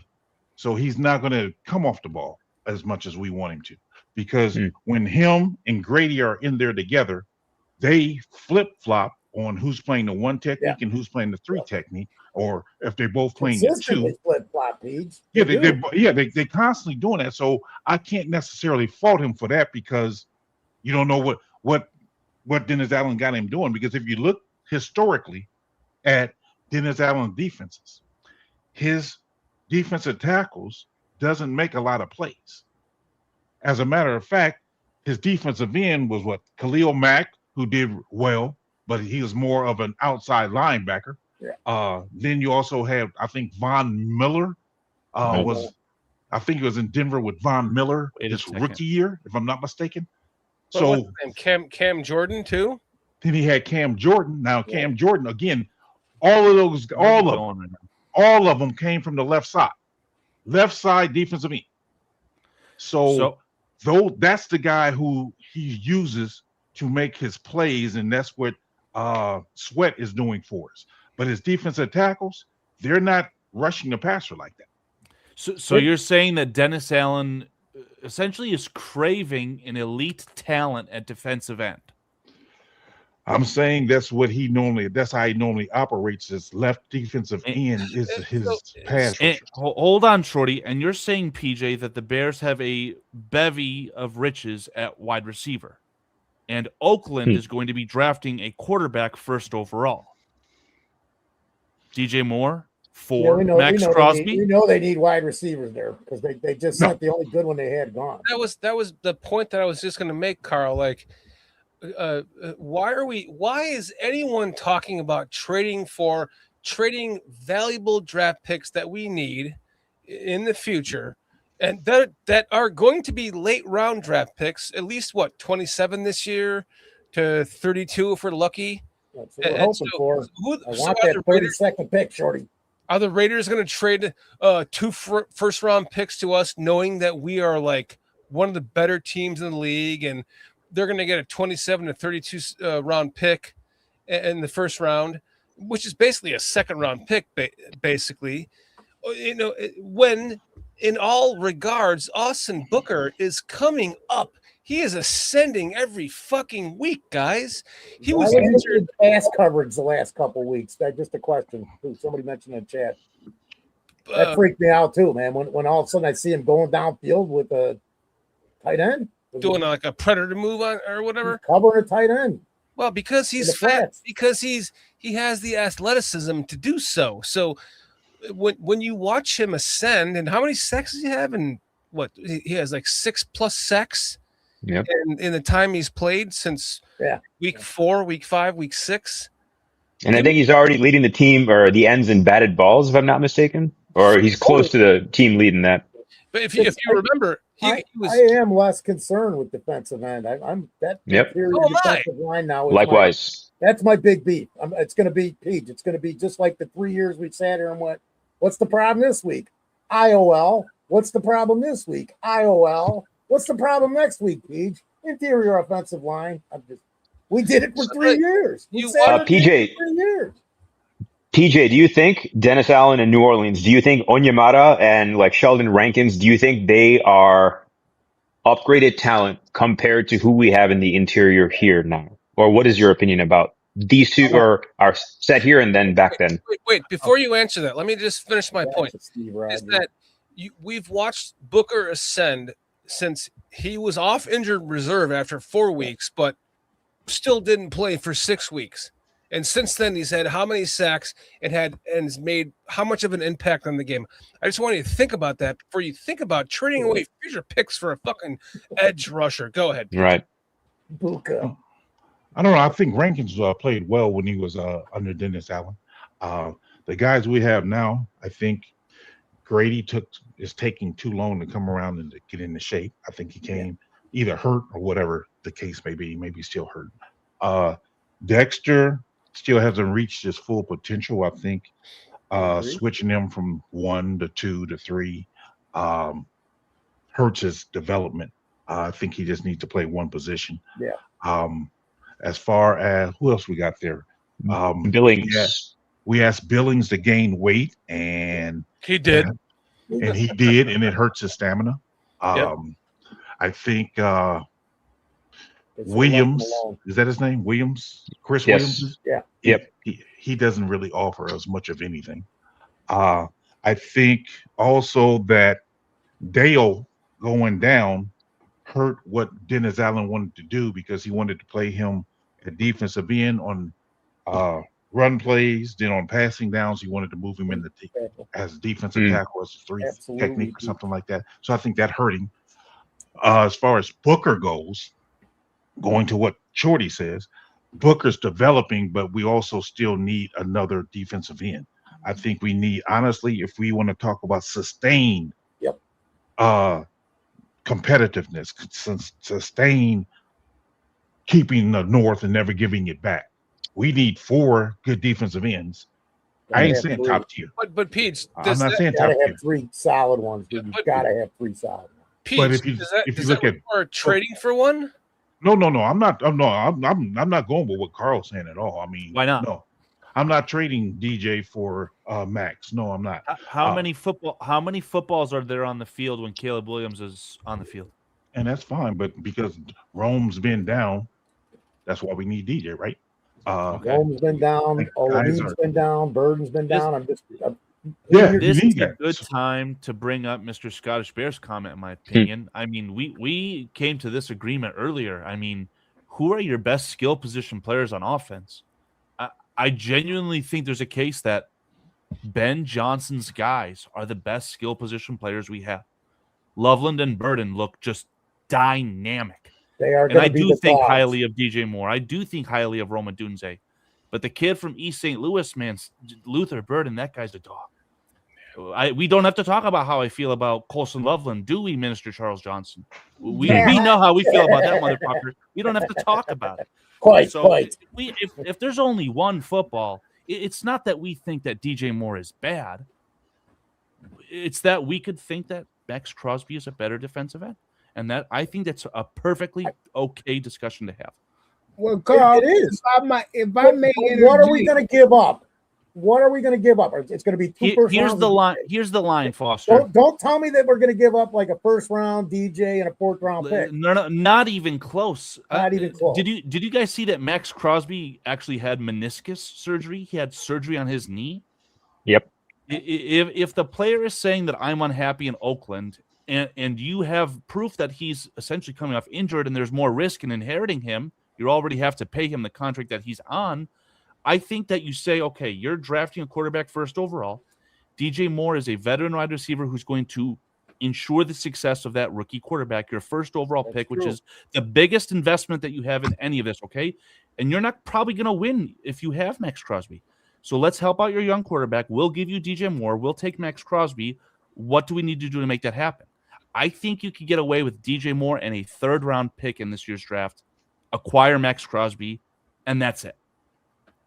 Well, you know what? If I may, I'm not a fan of trading up in the draft, moving up to draft a player, I should say.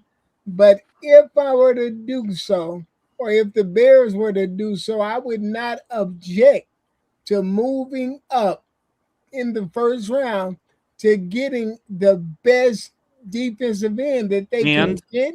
And even if you had to package DJ with that to make that happen, because I'm still looking at a core of Rome, Burden, Jade Walker, and if you want to keep OZ or what have you. So you still we already got another guy. But that's the only way that I would even think of trading up, if it were to go for potentially the best defensive end in the draft. And maybe you think about that scenario if you, God forbid, lose this game on Saturday. Because if you win it and your draft pick becomes whatever it is right now, 24, and it goes all the way to 28 or whatever, that's going to take way too much, in my opinion. But stupid things happen in the draft, right? Like we saw a draft where there were 6 quarterbacks taken in the top 12, and maybe a defensive player who isn't supposed to slide that far does that. I mean, weirder things have happened. The only player, and I don't know how much we're going to talk about, the draft in this episode on this channel, or when we're going to get to that. The only player, and Minister, you know this player, Ruben Bain out of Miami, had a very good game against Ohio State, knocked their sorry ass out of the playoff, right? I saw reps of him winning literal triple teams he was winning. So if something stupid happens like that and you can get a player like that, sure, I'm all for it. But I'm not going to say that that's likely. I think it's much more likely you can acquire a veteran, let's call it, with Max Crosby. Minister, I'm going to trust in Poles with this and Johnson to figure out what trust they need. in Ben Johnson, Foster, the new general manager, right? Ben Johnson to what they need with this. But now we get into the wide receiver thing. Let me bring this up because Trapillo, Ozzie ain't gonna, not Trapillo, Zacchaeus ain't gonna be here next year. The injury situation with all 3 of those wide receivers, we don't know what it's gonna be. You also have this, because in my opinion, if his head's on right, Luther Burden in 2 years is going to be our one dog that's going to be the man at wide receiver. But let's say Odunze does not progress and he starts dropping balls, they're bouncing off his hands again. I'm not saying this is going to happen, but you got to cover your ass. And Luther's head goes off, so now you've got a problem. Then you get Komet injured, so now you're sitting there with just maybe Walker. I don't even know who else you got. You got Walker, Loveland, and who else do you have then? You have another draft coming up too, Foster. I know, but that's why you want to draft your interior defensive lineman, your safety, and defensive end. Linebacker also. Linebacker too. I think, linebacker, I think there's going to be a bunch of free agents on the linebacker market. That's true. I wasn't saying as much as linebackers because crap. $2 million. He gets Sanborn back here. He only got $1 million last year, $3 million, whatever it was. I'm just. But when I speak of this defensive end thing, I'm thinking about. Or even if you package Montez Sweat in a trade up in the draft, but I'm thinking you have Turner, Booker, you got Dom Robb, who's working as an interchangeable piece. And then you go get that destroyer out of the draft, because here's the thing. In my mind, we're finishing up the tail end of a rebuild that's going to sustain us for the next 10 years. So now you have that core. Booker's proven himself. He needs a little more work. Turner's going to be all right, I believe, with some work. But that's why you go get that gunslinger in the draft. That there is going to improve your secondary or help hold your secondary up to par within itself. Also, it's going to increase what your linebackers can do on the outside. And yes, Foster, you do have to invest something in that middle. So maybe that's where DJ goes to get that IOL man. That interior defensive lineman, I'm sorry. but it's time for some pieces to get shipped out for the betterment and overall long-term improvement of the team. I think that the real discussion comes down to, do you take this playoff window that you have, like the Rams did, and you trade away future draft picks like they did for Jalen Ramsey and so and so and so and so? We were all like gasping, like, holy shit, why would you do that? To win one Super Bowl? Or do you just commit yourself to your draft process and say, we have an Austin Booker who could become a Max Crosby. We have a so-and-so that could become a so-and-so. And we just keep our draft picks and we just keep developing our team through the draft and say, fuck that mantra like the Rams did and go, we're going to just go all in and trade everything away for all these great players to win one. I don't want one.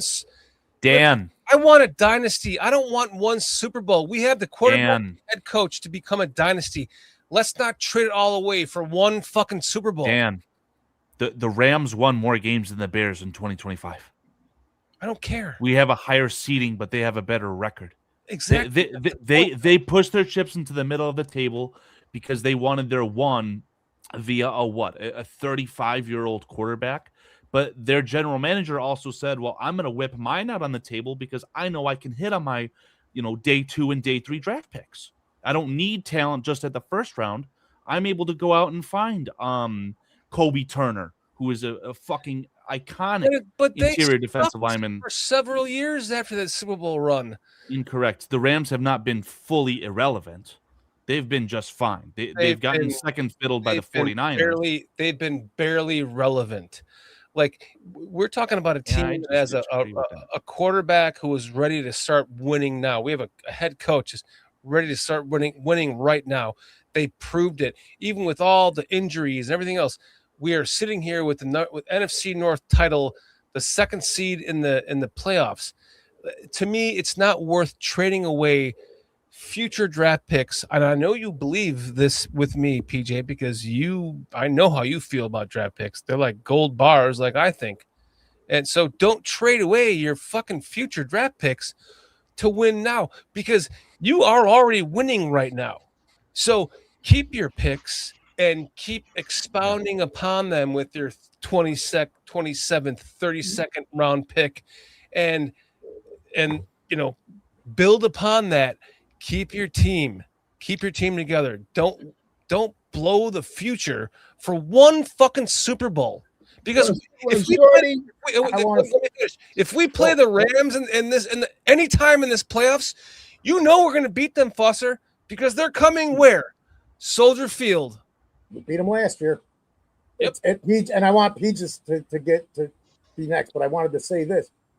Look at the contract we got with DJ. We're never going to get that kind of contract with any wide receiver ever again. Never again. Realize this. Never again. What's going to happen in 3 years with Odunze? What's going to happen in 4 years with Burton? DJ's still under contract for nothing. You got to take the fucking blinders off and look at every aspect of this game. The draft. Polls said it. The comp picks are going to help too. No, Foster. He's going to work it. It's PJ's turn to talk anyway, dude. So we need to shut up. The comp pick only happens if the player walks away in free agency, not because he's traded or whatever. Replace him with something comparable. Yes, go ahead, PJ. Well, I think though, if you look at DJ, if you try to trade him, the dead cap's money is going to hurt you. No, it's like 12 mil. I'll get the numbers. It's minimal.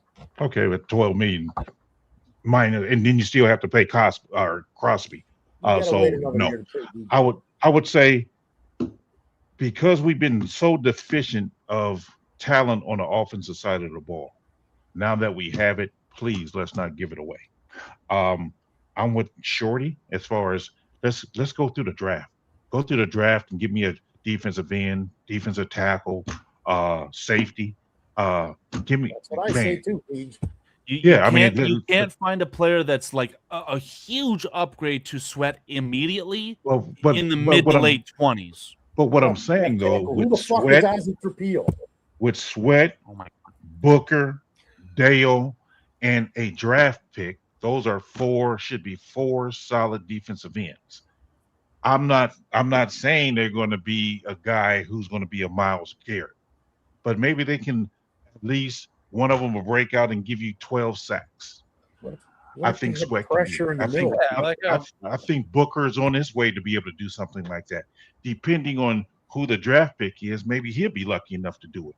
So Agreed. I'm just saying I would not. I'll go to the same trajectory we're going. We got Williams on his rookie contract. So if he's on his rookie contract, so man, I'm going to bring in some more rookies because we are already up against the salary cap as it is. So I don't need to get more veterans who's going to be demanding top dollar. Just give me a rookie defensive end, rookie defensive tackle, rookie safety, and man, we can keep it going. And I think we're not far off from winning that championship. Okay, dead money on a DJ Moore trade post June 1st is a whopping $4 million, equated to $24.5 million of saved cap. Just so we're all aware. Polls will figure it out, and I hope you guys agree with this because we need to be a team that has so many draft picks that we're letting guys walk away and getting comp picks instead of not having trade or not having the picks to be able to continuously do that. If I'm reading that correctly, that's $12 million, man, because it's $4 million per year. No, look at the yellow on the right-hand side. So it says dead money and cap savings trade post June 1st. So that first column is $4 million. That is what your dead cap would be. Very, very minimal. The savings. No, because it's over 3 years though. You got to look at the 3 years though. I'm just basing off the numbers, man. I have no idea if this website's legitimate. No, I'm saying because how that works is 12. There you go. That's better right there. That's it. This is the trade pre-June 1st, right? So you could probably do it and structure it to where it'd be a post-June 1st trade. But a lot of these things tend to happen like, just as the preseason is getting going, right? That's when Khalil Mack was traded. That's when Parsons was traded. That's when I feel like something would be engineered to happen, would be post-June 1st. Okay. Now, I'm not an advocate for trading away a bunch of draft picks. I'm just simply saying just to move up, taking your number one this year, pairing it with like a DJ Moore to move up. I'm not in the business of thinking about trading away a bunch of future picks. Just I want your number one, take mine in this. So you're going to give away your best receiver? If it works, well, here's the deal, PJ. If you look at the entirety of this season, DJ is being slowly written out of the playbook.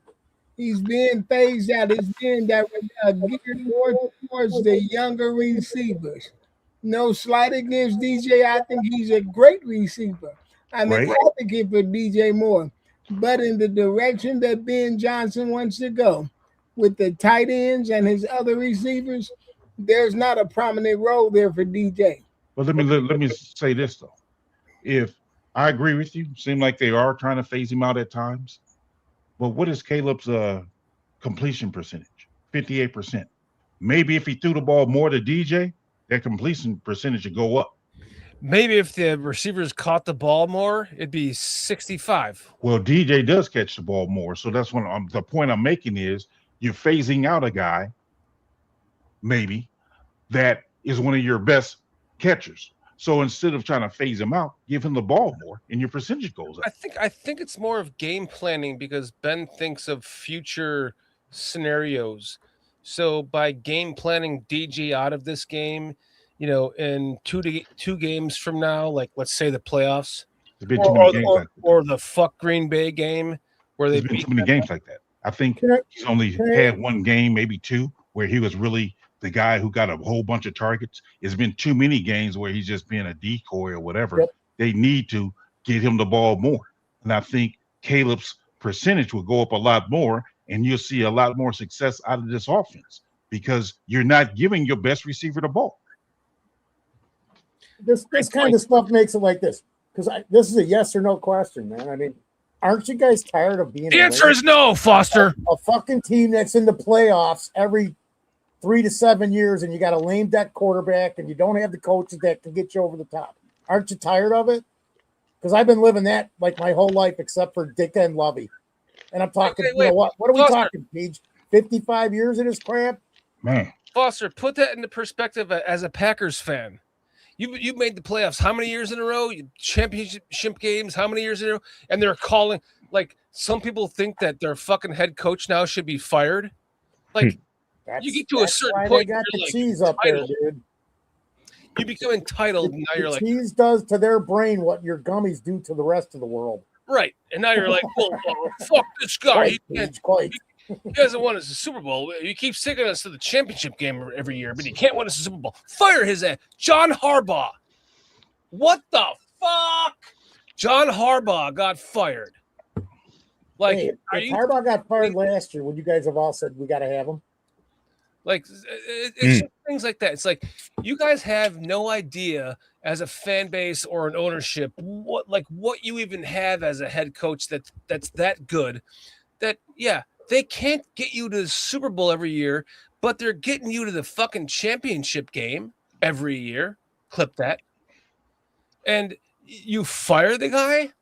So like, I never want to become the team that gets to a point where we're like, well, we've been in the playoffs for 18 straight years. We're going to fire our head coach because we haven't won a Super Bowl. Like, give me a break, dudes. We're in the playoffs every year. We're so like, we are so unused to being in the playoffs that this is so unfamiliar to us right now that we are just like over ecstatic talking about making the playoffs right now. It's like, what, since I've turned 18, 7 times since I became a young man, an actual adult, I could buy porn mags and buy cigarettes and shit. Since then, we've made the playoffs 8 times? I don't know what's going on in your life, dude, so I can't say yes to that. It's ridiculous. But I won't say no. But the Packers are sitting. All the Packer fans are going, well, I've never known my entire life what it means to not make the playoffs. You talk to a 30-year-old Packer fan, they're like, the entire time I've been alive, we've been in the playoffs, and I'm sick of this shit. I want a new head coach that wins us a Super Bowl. Fuck you guys. You have no idea what it takes to even get to the point that you win the damn division or make the playoffs every year, and you sit here on your entitled asses. Well, we're gonna fire head coach. Fuck you guys. We are lucky to have what we have. Cliff figured it out. It has to be the 80s because you said porn mags. Yeah, as long as it lasts, man. Ride it out. Well, look at the coaches. Look at the coach. I would kill for the coaches that they've had go through Green Bay. Not all of them, but 3 or 4 of them I would take in the last. Not a Don Sherman or whatever the hell his name was. I would take Mike Holmgren. I would take the guy they got now. I would take the other guy that just lost whatever. Yeah, we've finally been able to beat Matt LeFleur. And they're calling for his head because he lost 4 games in a row and squeaked into the playoffs where, God forbid, we lose to that team this weekend again in the playoffs. God for fucking bid. We all sit here like totally on our high horses, all like confident that we're going to win this game against the Packers. But in reality, we don't know. It hasn't happened yet. We're going to sit here talking shit like we are so confident we're going to win this game. But we thought the same thing about the Lions game, and we lost that game 19-16. So if we lose this game, I can't even consider how this conversation is going to go next week. I can't even think about it because I'm going to be a psychotic maniac talking about this loss if we lose it next week. So, everyone. Highs are too high. Just lows are too low. Exactly. Appreciate what you have. And that includes you, Packer fans. You have a fucking great head coach. Like, we have to really seriously game plan against that fucking guy. Matt LeFleur. Seriously have to game plan against that guy. Clip that. So it's not a gimme. This is a real serious rubber match, man. Caleb Williams is 1-1 against Green Bay right now, at home and in Green Bay. He's 1-1 on the season in this season. So now this is a true rubber match game. For me, for this game, it's really about the defense and not so much the offense. I think Ben Johnson and Caleb both does a good job of playing and preparing for Green Bay, and overall, in general, I do have a problem with them have their late starts as far as getting the offense rolling, but it's our defense. I mean, when we need a defensive stop on third down, we're not getting it. We're not getting off the field when we're supposed to get off the field. Bing, bing, bing. First down, first down, first down. And it's not always even about throwing the ball. They be gash. I mean, Jacobs be killing us on the run. Even that other kid came in, number 23, and he started giving us some work. I don't even know what his name is. I mean, but he came in when Malik Willis came in, because I think Jacobs went out hurt, and that guy was giving us some work. And I'm like, man, where's our defense? We can't stop the run. Malik Willis, we had him looking like he was an all-star. I'm looking at it like Malik Willis, like, man, what this guy be? Because he has that added element of running the ball, right? Where was our setting the edge at? Yep. Our guys wasn't setting the edge. I mean, so it just comes down to, again, being able to stop that run and being ready for that battle. Now, Green Bay get away with a lot of holding. Let's be honest. They'll be holding on the interior and our guys can't get off those blocks and make the play up in the trenches. So that's a whole nother subject. But we need to be able to stop that run, and therefore our linebackers don't get sucked into where they can throw it right over our heads or hit us with that crossing pattern. Because, man, please do not let Watson loose, because I can already have a vision of Watson going for 3 touchdowns or something like that. Wow, there's some dead air. I can easily take up that dead air. I was telling them on 4 stars that I was going to drive to Green Bay with a crowbar and pull a Tanya Harding on him. Loving Watson. I'm telling you, man. Here's my next bold prediction. Monangai has his longest run of the season against Green Bay, and it'll be at least 40 plus. Wait, say that one more time. Monangai is going to have his longest run of the season, at least 40 plus against Green Bay. Clip that. I got to mess with you, man. Were you taking some of these and they thought you were 22 when they're really 50s? Do you not see manufactured by Johnson on the back of there? Holy crap! Quite. Quite.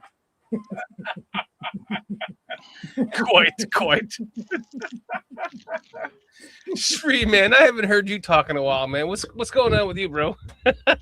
I am just taking all of this in. I am reading and enjoying everyone's comments as well. The audience and our friends out there have been amazing. I'll say this about this weekend, and adding on to what PJ said about our run defense.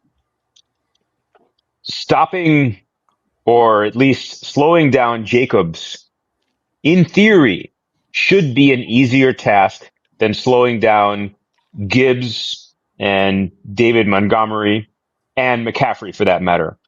I saw us struggle mightily with outside zone and misdirection.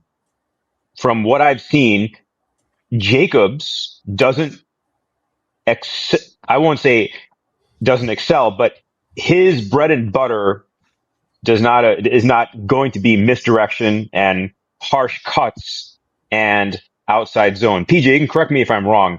The stuff that he does that makes defenses tired is between the gaps. Between the tackles. Yep.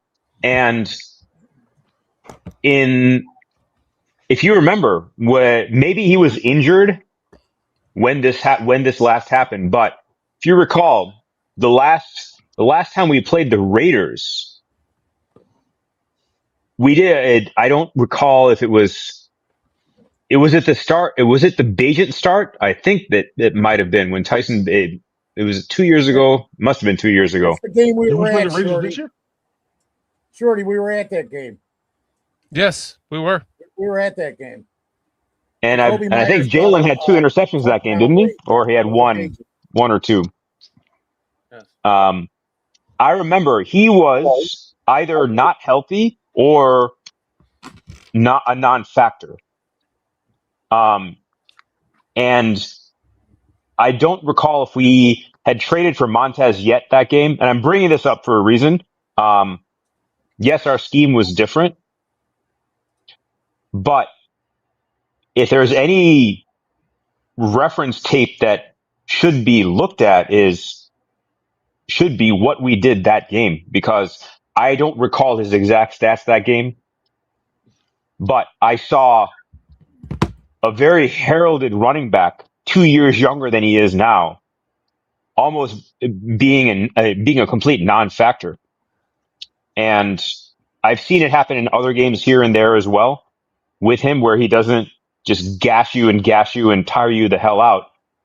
We have not succeeded at that this year for whatever reason. Either, again, our linebackers have been a step off in even shooting the gaps when they do run up the middle.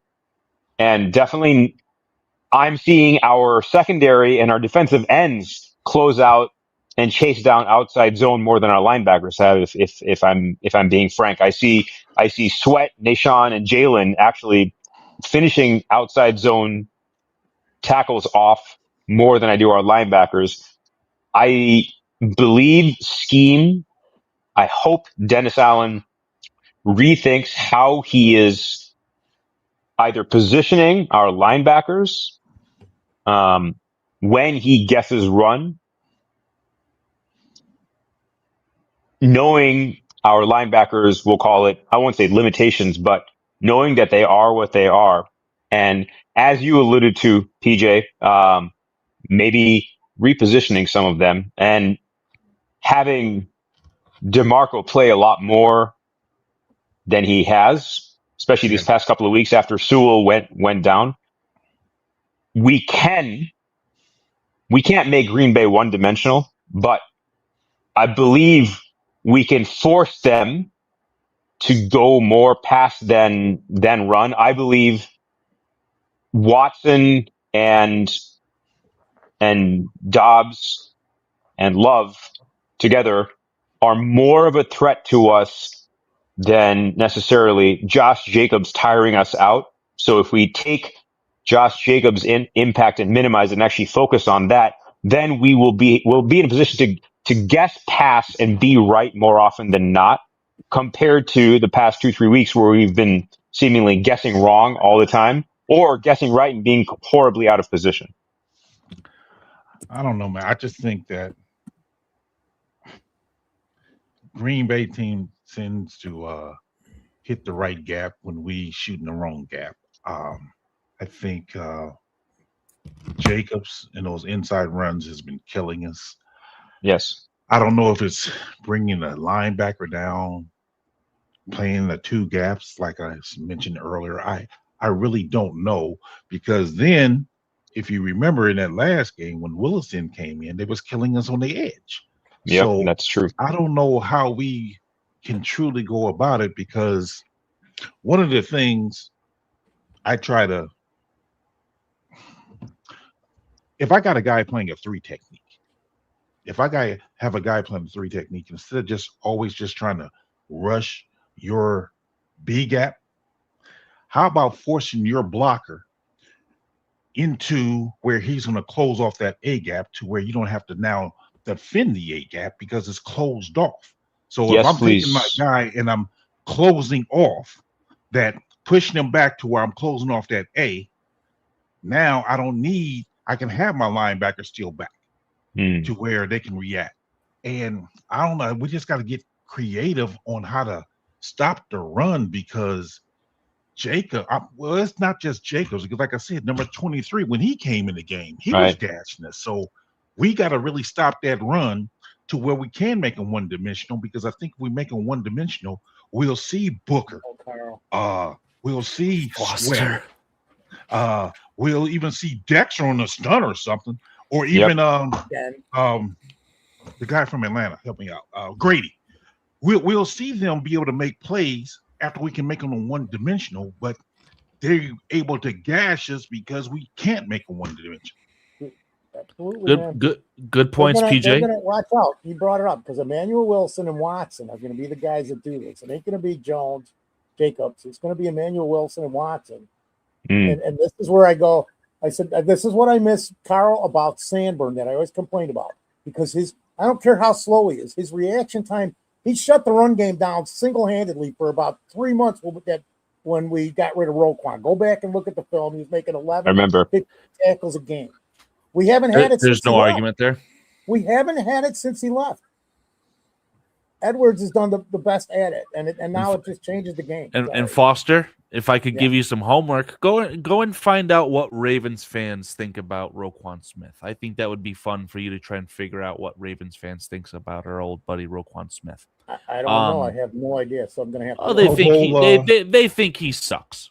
Anyway, are you being you're serious? Yeah.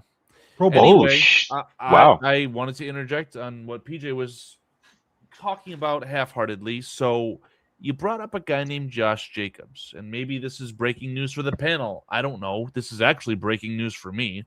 Steve Rogers a little while back had said, "Hey, Carl, can you find what Josh Jacobs implied and how they're ready to play dirty this week? What's everyone's take?" And of course, fuck the Packers.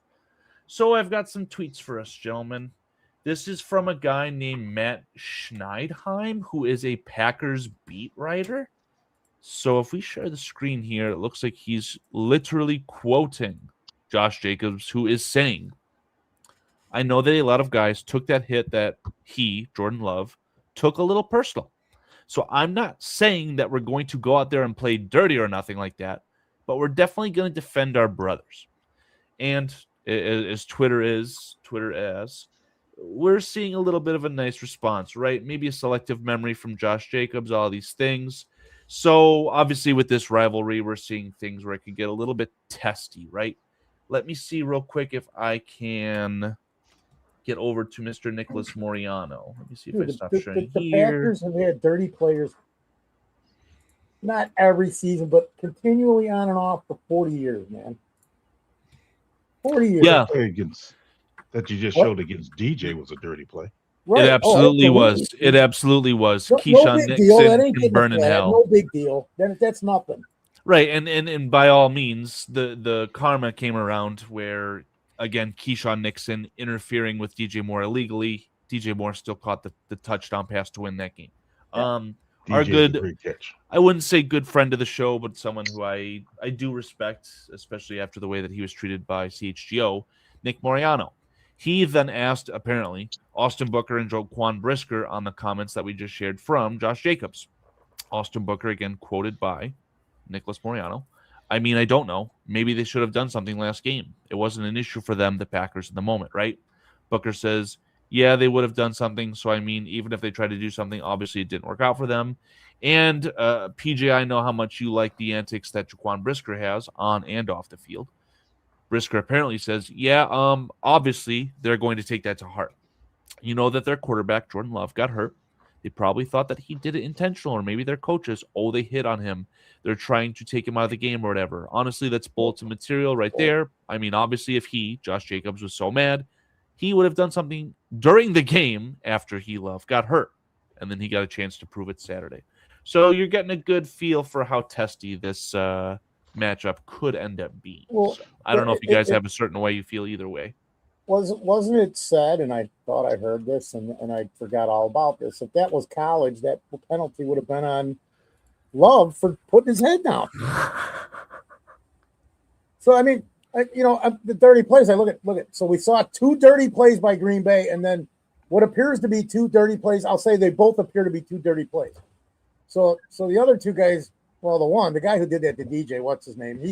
He's kind of a scumbag Nixon. in my eyes just for doing that. And also, Foster, he just sucks. Like, he's a bad player. I tried to bring that up to our Packers friends that we had on the panel a couple weeks ago. Like, their cornerback situation's grim, and it's how because many times Nixon have we sucks. seen something similar done to us in the last 4 years, especially when Justin was quarterbacking, and not a flag was thrown and nobody said shit? Right.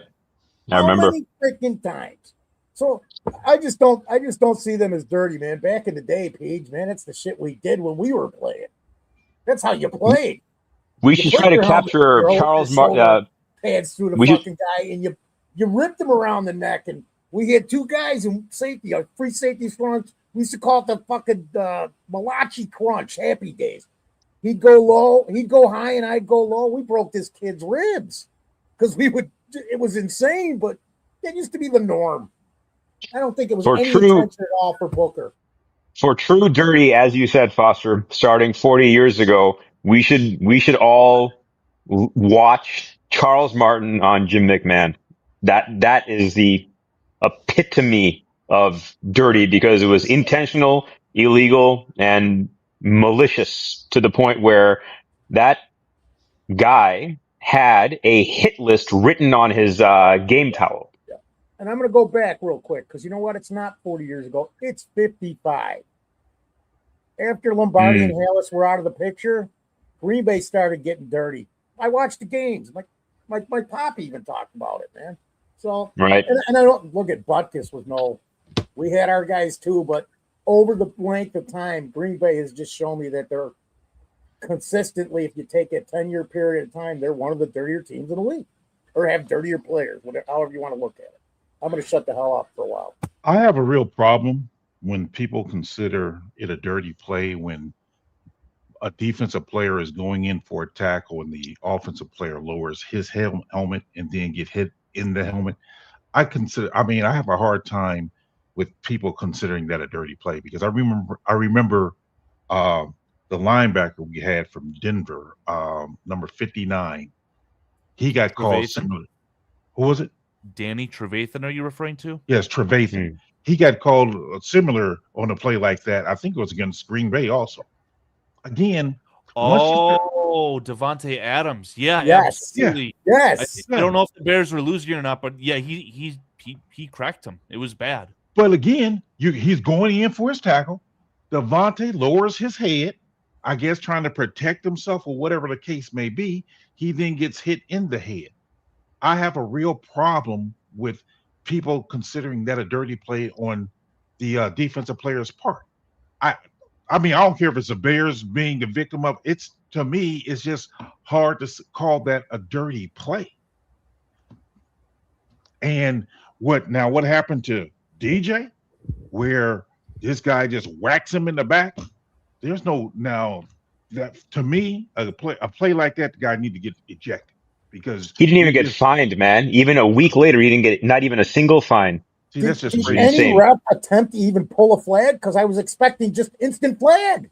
Yeah, why was there not an instant flag, PJ? That's crazy to me. And that's why so this whole dynamics of what they consider dirty plays is like what Booker did. You mean to tell me you think Booker would rather try to hurt Love or try to get a sack? I'm thinking Booker trying to get his stats up. He's like trying to get as many sacks as he can because he's trying to earn that starting spot next year when Dale come back. He's trying to say, hey, coach, I need to be starting, not Dale. So he's not trying to get no penalty in my opinion. So that's just crazy to me that people take that and say, oh, that was a dirty play. What? No, it really wasn't.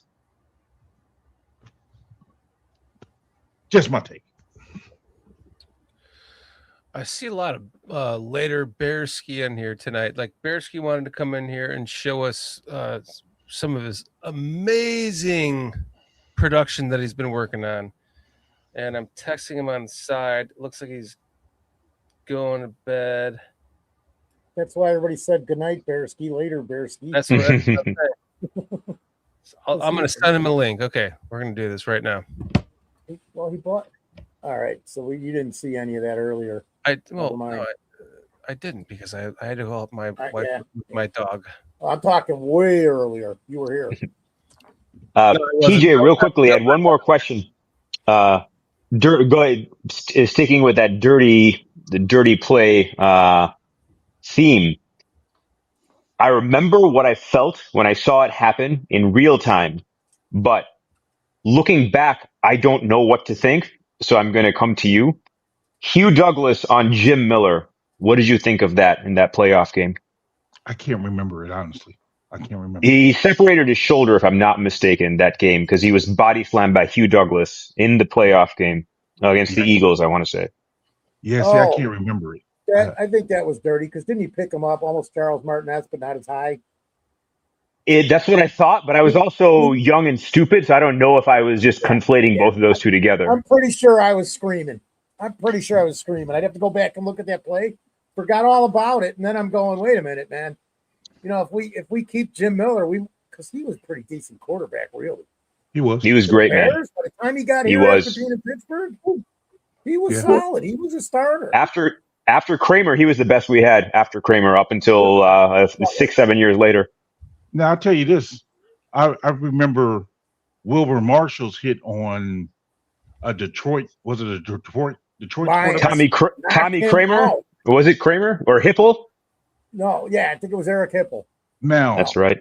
I can't remember exactly if he led with his head. Now, if he led with his head, it's a dirty play, in my opinion.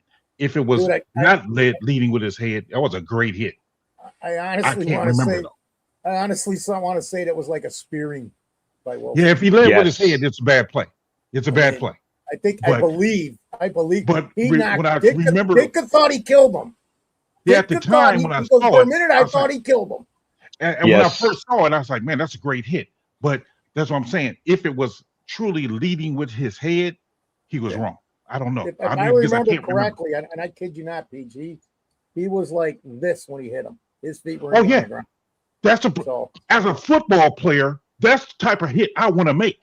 I want to hit somebody where I'm leaving my feet and I'm launching, but I don't want to lead with my head. That's what I'm saying. So if he led with his head, I remember the launch because when I played free safety, that was every hit that every guy that played against me got. That's what we were taught in the 70s. That's what you wanted. That's what we were taught. All right, kill him. Just go kill him, man. You lay him out. You lay out. That's what she said. Who's that guy in the middle? Minister Charles Johnson. Wait, I saw he was talking about nasty stuff in the chat about me and shit. Mr. Charles Johnson. We got Paulski from Bearski Film hopping in right now. He wants to show us his amazing production that he's been working on. It's freaking fantastic. Let's bring him on right now. Shorty, I just sent you a text. Hey, how are you guys? What's up, Paulski? How you doing? Yeah, sorry, I can't have my camera on. Unfortunately, I got the little one running around whatnot. All right, hold on really quick. Minister has to hop off right now. Minister, I want you to give everyone your biggest smile right now. Show all your teeth. Hell yeah, my man.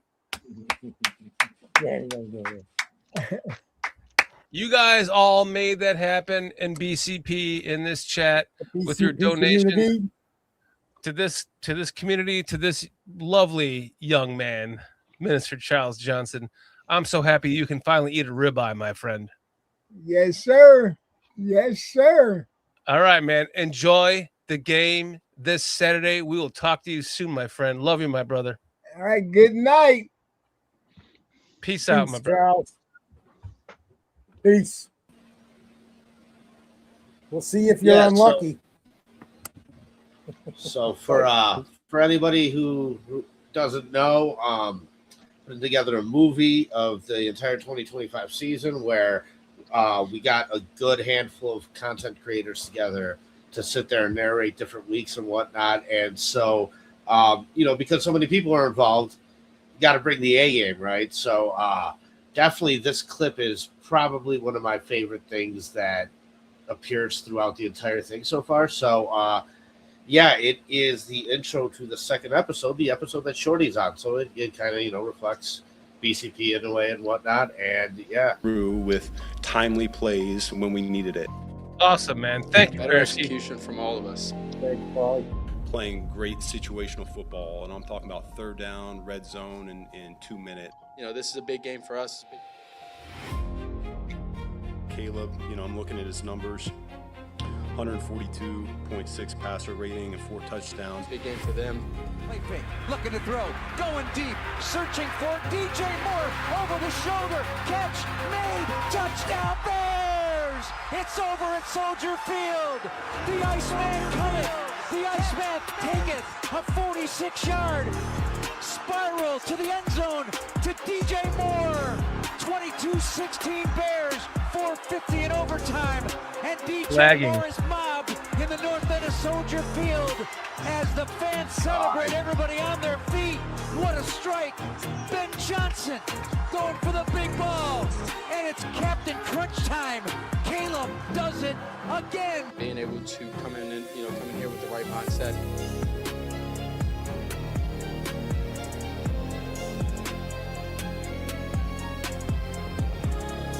Us and execute plays that we need to execute, gives us the best chance to go win the game.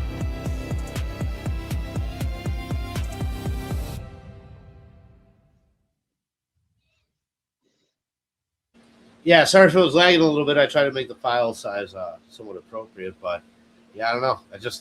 That one part I really just love, especially when he said, you got to bring the right mindset and everything changes from that snowy eeriness to that beautiful, wonderful, colorful city of Chicago with Soldier Field, and then you got all the guys hopping on them. So yeah, like I said, I'm trying to bring my A game for all this. Every little detail matters. Every little detail is looked at. Got some great people on there. Shorty, Carl, well represented. We got guys from Barroom Network. I was able to somehow convince Dan to record something, and he had probably one of the best. Dan Aguirre, by the way. Yeah, Dan Aguirre. I mean, that guy's just so good, so skilled, and yeah, it comes together so well. So I saw that along with making sure to remind everybody appropriately what was going on here last year with Matt Eberflus. Here and there, not too much.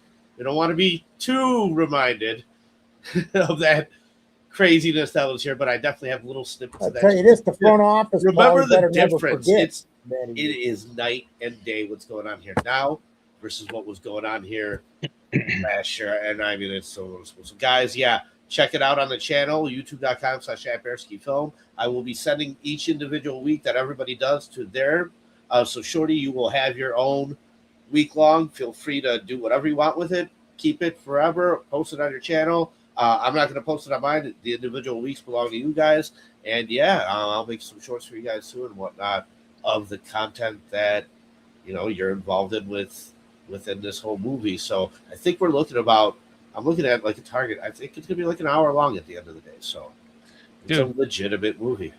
Dude, what you're doing is incredible. Like someone commented, they're like, "You're doing God's work." I was like, yeah, like for everyone that in chat, like go check out Bearsky's film and the videos that he's just putting out right now, and check out all of them, by the way, because he is my go-to for watching Bears video, replay content. Absolutely, guys. And so this is less replay. It's more just straight entertainment value. It's kind of the idea there, and so it's for everybody to enjoy. And I'll tell you what, for as glass half empty, pessimistic as I naturally tend to be, they deserve it. This season deserves the recognition. Shorty, you once asked me, will you ever be happy, Paul? Yes. When a certain level of success is met, you can enjoy it and you can relish it. And I will put my best foot forward to celebrate it, remember it, and help everyone be able to do the same. So, guys, appreciate you. Love you so much. Have a good rest of the show. Like I said, if you haven't checked it out, make sure you do so. Please do. It's worth the watch. So, love you, Bearsky. Have a good night, my friend. Good night, Paulie. Take care of that little girl. Brother. Seriously, go check out Bearsky Film right after this show. And what he's doing is he's putting together a narration of different content creators like myself, and I think Carl's going to be involved in that, and other Swift Sports Network. He reached out to me. I never got back to him, so I'm. Yeah, you never get back to anybody. So that's expected. But Coffin. he's putting out great content, man. And this one that he's working on is super special because it involves several of us content creators that are narrating certain story games of the story that, so it's like a good, better, best version of his of like the season, the good part, the better part, and the best part. And I narrated the Commanders game. So it's like a few games in one that's a part of one single video that he's putting out, and it's just amazing. It's a great idea, and he's giving credit to all of us. He's a great friend of the channel. He's a great friend of the entire Bears podcasting universe, and it's just a true pleasure to work with him. And thank you so much, Bearsky. Go check out Bearsky Film immediately after this show and check out what he has to offer, man. It's great stuff, man. It's awesome. And like and subscribe to his channel, please. You will not regret it. So we lost Minister. I was out for a little bit helping my wife with my dog. And what did I miss? Where are we at right now? We were all over the place, man. Yeah. Everything from our one human flaw on our team, which is our interior defensive line, and how that's going to impact our run defense, specifically Josh Jacobs being the key as our number one priority to stop, to hopefully make Green Bay try to be semi one-dimensional with their going to their passing game more often than not. Wait, you mean fuck Green Bay? If I'm Philip Rivers, frick Green Bay, dadgummit. Frick Green Bay. You're like Peter. Frick Green Bay, dadgummit. Because you never know. My parents, my folks might be watching, so I have to be rated G- or G+ right now. That's right. You are famous now. That's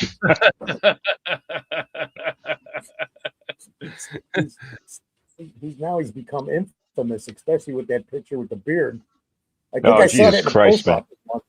Oh my god! Yes, my child. I'm so jealous of that beard. By the way, my goodness. No, Don't be. It's called Photoshop, my man. Photoshop. Don't be jealous. Get out of here. Get out of here. I just thought, Shorty, I thought you were taking a nap. You're like, I'll let the show go long tonight. I'll take an hour's sleep, maybe. And then I'm going, he was bull crapping. His wife's running his fingers through his beard. He's laying on the couch, just letting the show go on. I also brought up that you were grooming Shriram and all this other bull crap. And then I went into a diatribe about how the word grooming, I can't hear it anymore, thanks to like the past 6 years of our world. No, I mean, I think everyone knows that I have a dog that's on his way out, and it's a lot of work, and I have to help my wife sometimes. So and then you guys are more than capable of doing this show without me. So I'm happy to leave. He's going through the defense because we went into the defense pretty good when you were gone in the beginning. We're talking about Dexter and the line and what we need to do, and people were going on about wanting to make a big trade and give up capital and stuff, and then it wouldn't be as much as you think. And then we're like, we kept going. You want to draft? We want to do this long term. All right, cool. So it's come full circle. And Foles and Johnson will make they'll figure it out. So full circle. How are we feeling about this game, guys? PJ, go first. Positive, negative? I'm actually neutral because I feel like if we lose this game, okay. It's not like the 2010 championship game, right? It's different. Yeah, I mean, because I'm looking at it like, well, it's Johnson's first year. So if we don't win a playoff game in his first year, okay. So to me, it's not the end of the world if we lose. I think, we're capable of winning, but the last couple of games, I mean, we lost going into this game, and we losing kind of the same way by having that drag route, crossing route, and we haven't seemed to solve that problem. And I would like to think, as smart as he is as an offensive guy, that he can tell Dennis Allen, like, hey, man, this is how you can defend this play. Because, I run the same play, so I know how to defend it. Because obviously, Dennis Allen, they haven't figured it out yet because it's been an Achilles heel for us all year. The weather's not supposed to be the greatest. Wait, what is it supposed to be, by the way? I think it's Snowish. Snowish, yeah, snowish, and at nighttime. So I think that might limit our receivers, and actually that might limit how much Kyler Gordon can play, because isn't it a ham or a groin that's been bothering? Yes. So groin on slippery surface can easily re-injure it. So that could be problematic. And Nick McLeod, he's going to be the backup? Scary. Scary. Because I think CJ still dealing with concussion issues, so I'm sure he's going to be out this week. So yeah, that. So it could be. I mean, it could be problematic. Again, I'm not so much worried about the offense. I mean, we do have our slow starts on offense, but if we can run the ball, if we do run the ball, we'll be fine. Can we catch some balls? I mean, balls. But can the receivers catch the balls?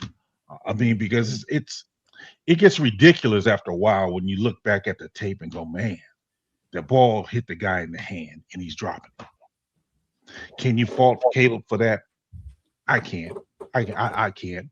It's hitting the guys in the hand, and it's not like Sharam said earlier. It's not just one guy. It's like, I mean, it seemed like everybody had the dropsies at some point, and it's like, what's going on?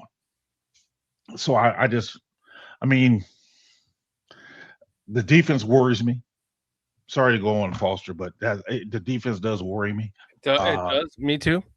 So I can't even make a prediction on who's going to win. I can't even say what the score is, because 4-game losing streak for Green Bay, 2-game losing streak for us. We haven't been able to stop the crossing pattern. I mean, who knows what this game is going to bring? Injuries concerns. Are you telling me I'm going to be in my garage for the half of this game cleaning it? Well, that's why I said don't let your highs get too high, your lows get too low. Look at the overall progress of where we've been. I mean, this time last year, we weren't even talking about the playoffs. So now that we're actually in the playoffs, yeah, I want us to win. I really do want us to win. But if we don't, it's not the end of the world for me, because first-year head coach, still haven't got all the players he want to get yet. I mean, our defense has been up and down. So there's still some silver lining in it.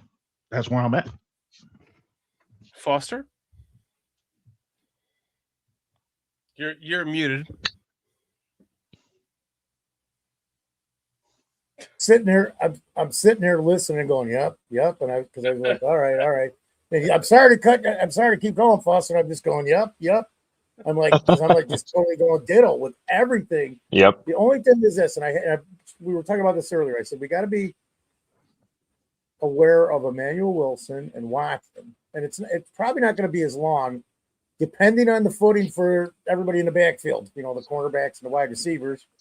We need to run, and probably run some more, and maybe Braxton Jones will be involved in this. Now that I'm thinking about it, with weather, it's going to be okay. We need freaking people movers. So if that's the case with the weather, we're going to have to keep it short too. And it's maybe we can throw some slants, Shorty. You're always, why can't we throw a damn slant? I doubt it. And I get it, but with the weather conditions and the footing and the winds, it's going to have to be shorter stuff. If they're talking 33-mile-per-hour winds, either that or the guy's going to have to be wide open in the middle of the field and just like sail left to right wherever the ball's going. But you got to think about it with that type of condition. And score-wise, we might be looking at another 19-16 game or a 17-13. I mean, it's Packers Bears, so you throw everything out the window and it's a fight. We've been watching it forever. So dog fight, man, right? I'm worried. I'm afraid to say.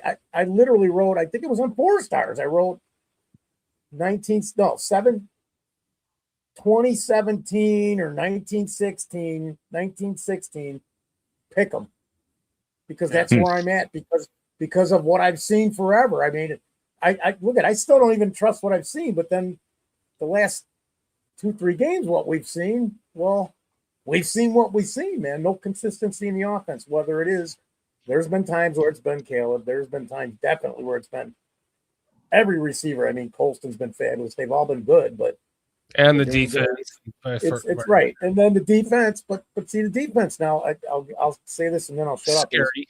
You take out that Detroit game and you take out 2 minutes of the Baltimore game.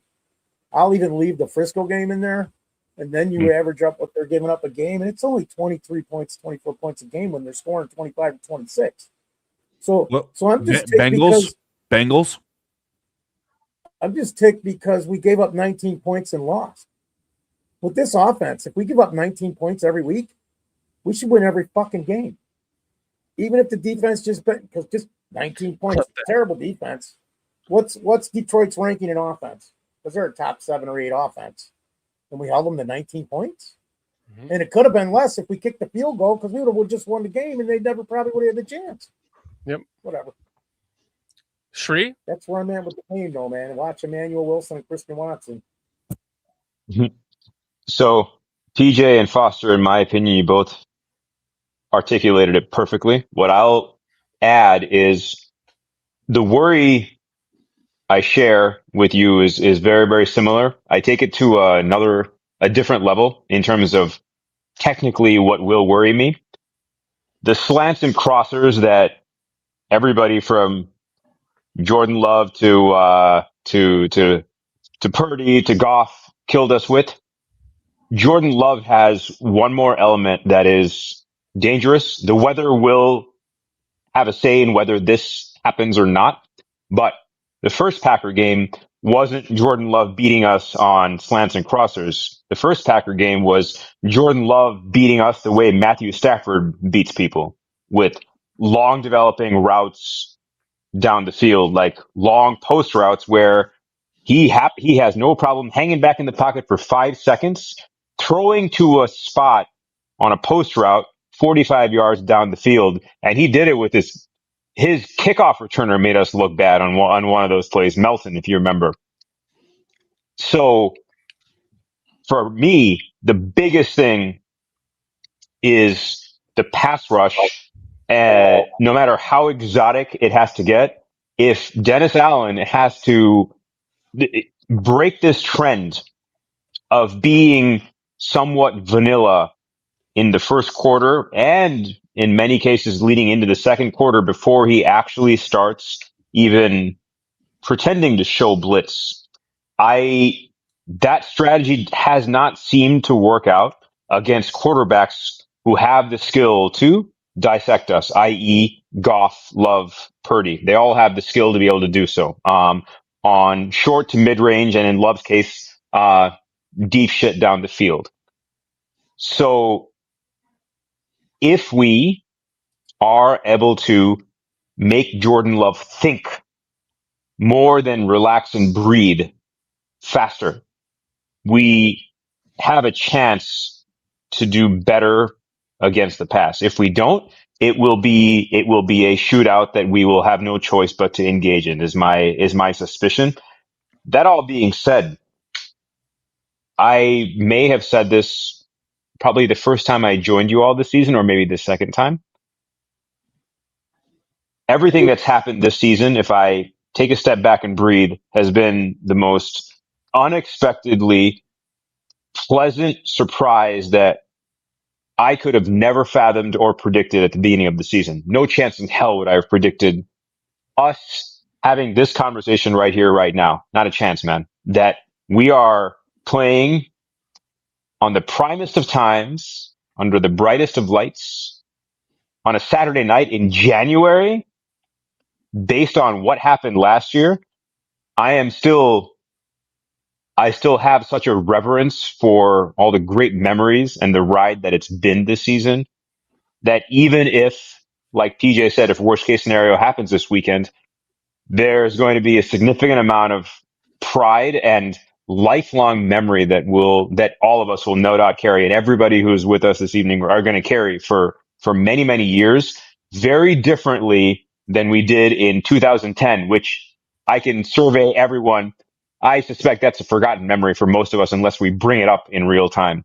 This, I don't think so, because what we have now is what Green Bay has had for 27 years, and we are now finally starting to catch up. And that is a franchise quarterback and a coach who knows how to develop and scheme and use the pinnacle of talent of this franchise quarterback. It's never, I don't think maybe we have just not sat back and, Shorty, I know you have, but I certainly have not spent enough time sitting back and being so proud that we finally do, knowing that we're still coming from behind the 8 ball, and whatever happens this year is a gift and a bonus surprise.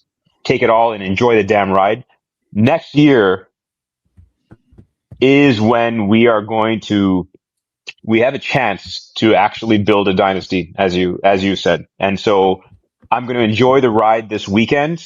And despite my, whatever, want to call it pragmatism, I'll still say 24-20 us on Saturday. 24-20. Two things, Shorty, before you go. Carl, quit being paranoid. I'm joking around. Okay, Jack Sanborn. Okay, Sanborn. Sanborn. Well, and then hi, Iceberg Slim. Haven't seen you in a while, man. I would drive down there, but I probably would only be lucky to live maybe to Panama. You'd have a fucking flat tire on the way down there, or a gas tank blow up in your fucking trunk. Something like that would happen to you, Foster. It's been okay. I'm due for a fucking blowout. You're saying this. Yeah, so I'm going to say this. I was very, very. So the 2010 season, playing the Packers in the championship game, I had a 4-hour meditation session before that game, preparing for the worst or the best. And then all of a sudden, the second half, Jay Cutler doesn't come out to play quarterback when we're winning. And who the fuck? What's his name? Caleb Haney. Caleb Haney. Thank you. What the hell is Caleb Haney doing out here right now? And I shut down. I short-circuited. I basically stopped caring after that because we had endured all those years of the Brett Favre tenure, and then I thought we had the Packers with Aaron Rodgers, because I laughed my ass off when they drafted him. Like, ha ha ha! You guys got a shit quarterback at the 21st, 22nd pick when he should have gone number one. Ha ha ha! He's a douchebag. Nope. Turned out I was wrong. And what makes that different about this year playing them in the playoffs, PJ? You just have a weird way of processing stuff, bro. I fucking hate the Packers so much. Fuck Green Bay. Who was it? Was it Eddie? Eddie What, Harper. no super chats? Eddie Harrington Hellfire said, I hate the Packers. What did you say? I hate the Packers more than anyone. You may hate the Packers more than anyone, Eddie, but not more than me. We are even, bro. Like, you and I are right there. Like, it's fucking Wednesday and April. I'm like, God, I hate the fucking Packers. My wife's like, I know, honey. I know. And I'm just like Tourette's syndrome. Sorry for anyone that has that, but like, I'm not making fun of it. I'm just saying, like, just blurting shit out like that. Like, God, I hate the fucking Packers. Any time of the year. off season, doesn't matter. What makes this different from that 2010 championship game is that we allowed them into the playoffs that year by losing the last game of the season that gave them the wild card spot that allowed them to go to the championship game to beat us. This year is different. We took it from them. We took it from the Lions. We took it from everyone. We earned the number one seed, and we were not expected to do this. And if we lose this game, I'm going to be a lot more reserved than I was compared to that championship game loss in 2010. So I don't think we're going to lose this, but I have like a calm silence to me that believes that we are. It's different than that 2010 game where I had to meditate for 4 hours to just get over any possibility.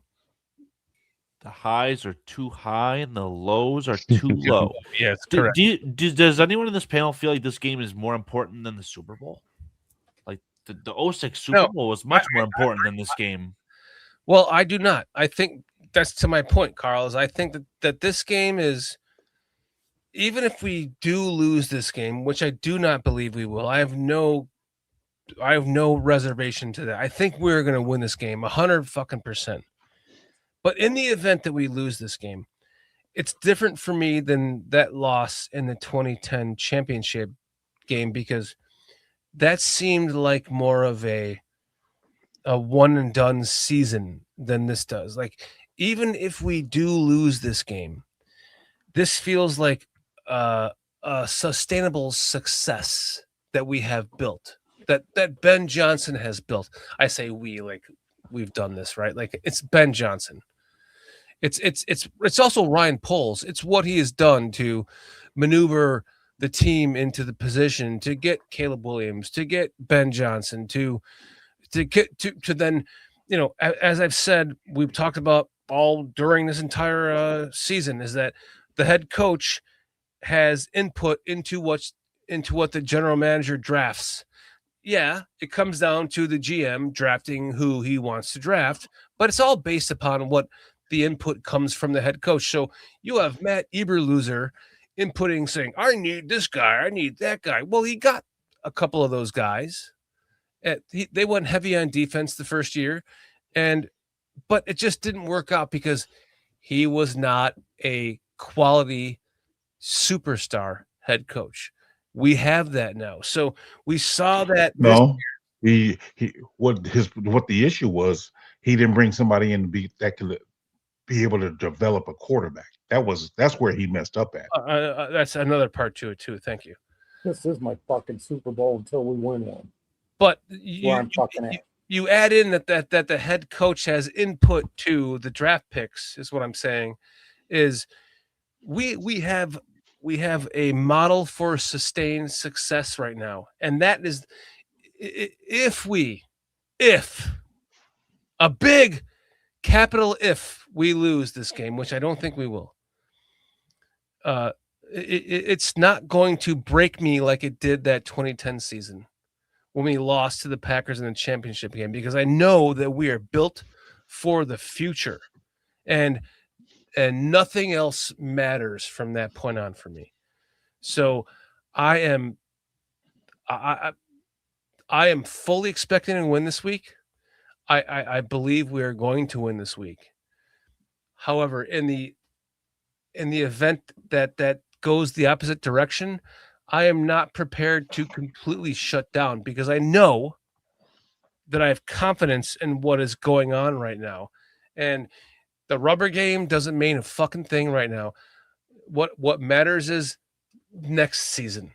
Once we have a whole nother round of draft picks that Ben Johnson and his coaching staff has input into, and we're going to be talking about this again in a year from now, from this date, in the playoffs again, going, now I believe we are going to win the Super Bowl this year. I really do. It comes down to managing your mismatches. Yes. Thinking back on that 2010 game, Chris Conte. Having Chris Conte guard the guy with the hazel eyes, the receiver. Jordy Nelson? No, corn on the cob. Oh. Yes, Cobb. Having placed a safety in a position to guard a slot receiver. Peppers barely missing a sack. Comes down to managing your mismatches. So I say that to say this. With Kyler Gordon's injury, how well is he? Are we going to have to play Blackwell there? Are we going to play Nick McLeod there? Then Green Bay take advantage of that mismatch. That's what it's probably going to come down to, managing your mismatches. That's what good teams do, exploit your weaknesses. And it's been proven over the last few weeks that we are susceptible to crossing patterns.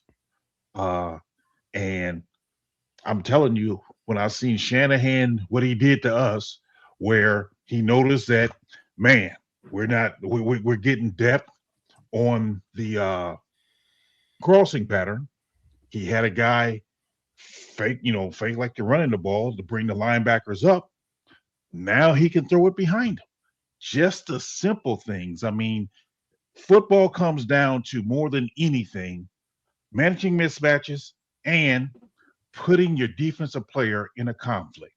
Do I guard this guy or do I guard that guy? Which one am I going to guard? And the quarterback has to be savvy enough to know this is what I'm doing. I'm putting this guy in a conflict to where when he guards one guy, I'm going to the other guy. The quarterbacks who can take advantage of that are the ones who have more success. The ones who can't take advantage of that don't have as much success. But that's what it comes down to, putting a guy in conflict. That was one of the things I Fuck, was. Peach, don't tell everybody. Now everybody knows. That was one of the things I was most excited to hear from you when you became a coach for a college team, PJ. Thank you. Well said, my friend. TJ, do you follow up on that? Do you believe Jared Goff had that ability in Los Angeles, or did Detroit actually develop and fine tune that gift in him that made him more dangerous now? What's your opinion on that? Great question. I think honestly, it comes down to confidence for Goff. I think when he was in Los Angeles, McVay did not give him confidence because if you remember in that Super Bowl, I think they only scored 10 or 13 points, something like that. So he didn't have much confidence in Goff. I think once he got to Detroit, because Ben Johnson was the tight end coach at first or something like that. Then he got promoted to a coordinator. So he kind of grew with him. And by growing with him, being able to give him more and more to where, he got that confidence. I think football, as in any profession, period, comes down to confidence. If I can instill confidence in you, you're going to sit up there and play harder or perform better. That's just because you have confidence. And I think Ben Johnson's the type of guy that gives confidence, because when I was looking at how he did his rookies this year, rookies started off slow. He's like, hey, I don't trust them basically because, they haven't proven themselves yet. So they started off slow. But now, as you mentioned earlier, two of his best receivers, Burden and Loveland, rookies. Manan guy playing great. Ozzie, starting left tackle. I mean, so he built up his rookies to where they can contribute. And if you can instill that, and it's not just him, because it's the other coaches, and that's what I really worry about coming to all season. Are we going to lose Eric Bieniemy because Matt Nagy gets a head coaching job somewhere, and Reed says, you know what, Eric, come back over here to Kansas and I can give you back your offensive coordinator position because you only a running back coach in Chicago. Or you lose Al Harris because somebody decide they want to sit there and make him defensive coordinator somewhere. That's what I worry about because he has a good enough staff around him to where they're building up confidence. Because if you go back to the training camp and you look at Eric Bieniemy talking to Monungai, he was like, hey, you ain't ready yet. You ain't ready yet. Now this guy, man, I'm telling you, as a 7th round pick, I'm like, this dude is surprising me. I didn't think that would happen. So they built the confidence in these guys, and that's invaluable to a player's development. Give them confidence, they perform better. I think that's what happened to Goff. I think Ben Johnson's doing that with a lot of his players. Even Ja'Day Walker. Right. I looked at him in training camp. I thought he was good, but then you didn't hear nothing about him for the first 10 weeks. Rome goes down, and this guy's making plays now. And I'm like, man, I hope we don't sit up there and lose this guy next year. But next man up. I'm telling you that they have done a great job of developing players. And I know it's not just Ben, it's the other coaches there that's doing it. But that's how you build championship teams, by giving these guys confidence to where, when it is their turn to be the next man up, they are able to perform because they're doing it in practice. You're showing them, instilling in confidence in them. And what's the secret sauce to that? Talking life into them, speaking positively into them. And then, sometimes it comes down to competition. Like, man, you be better than that guy. Go beat that guy.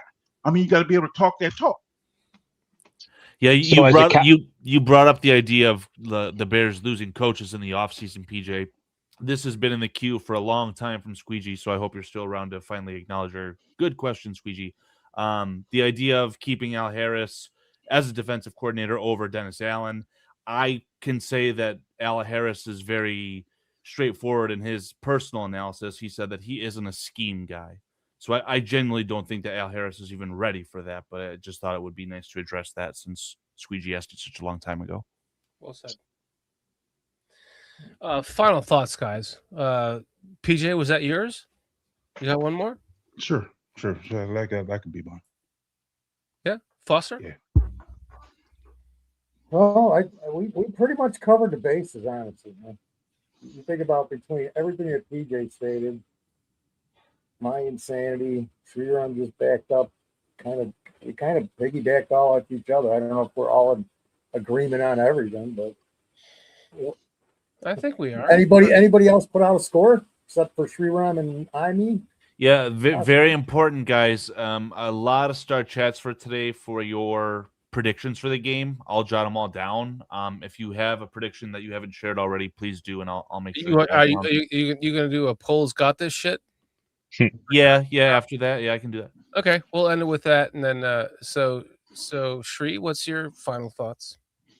Well, first, I have to thank all of you. That is my first final thought. Man, thank you, man. You're awesome. Not a chance, man. You guys have welcomed an absolute stranger into your worlds, and it has been a great stranger, by the way.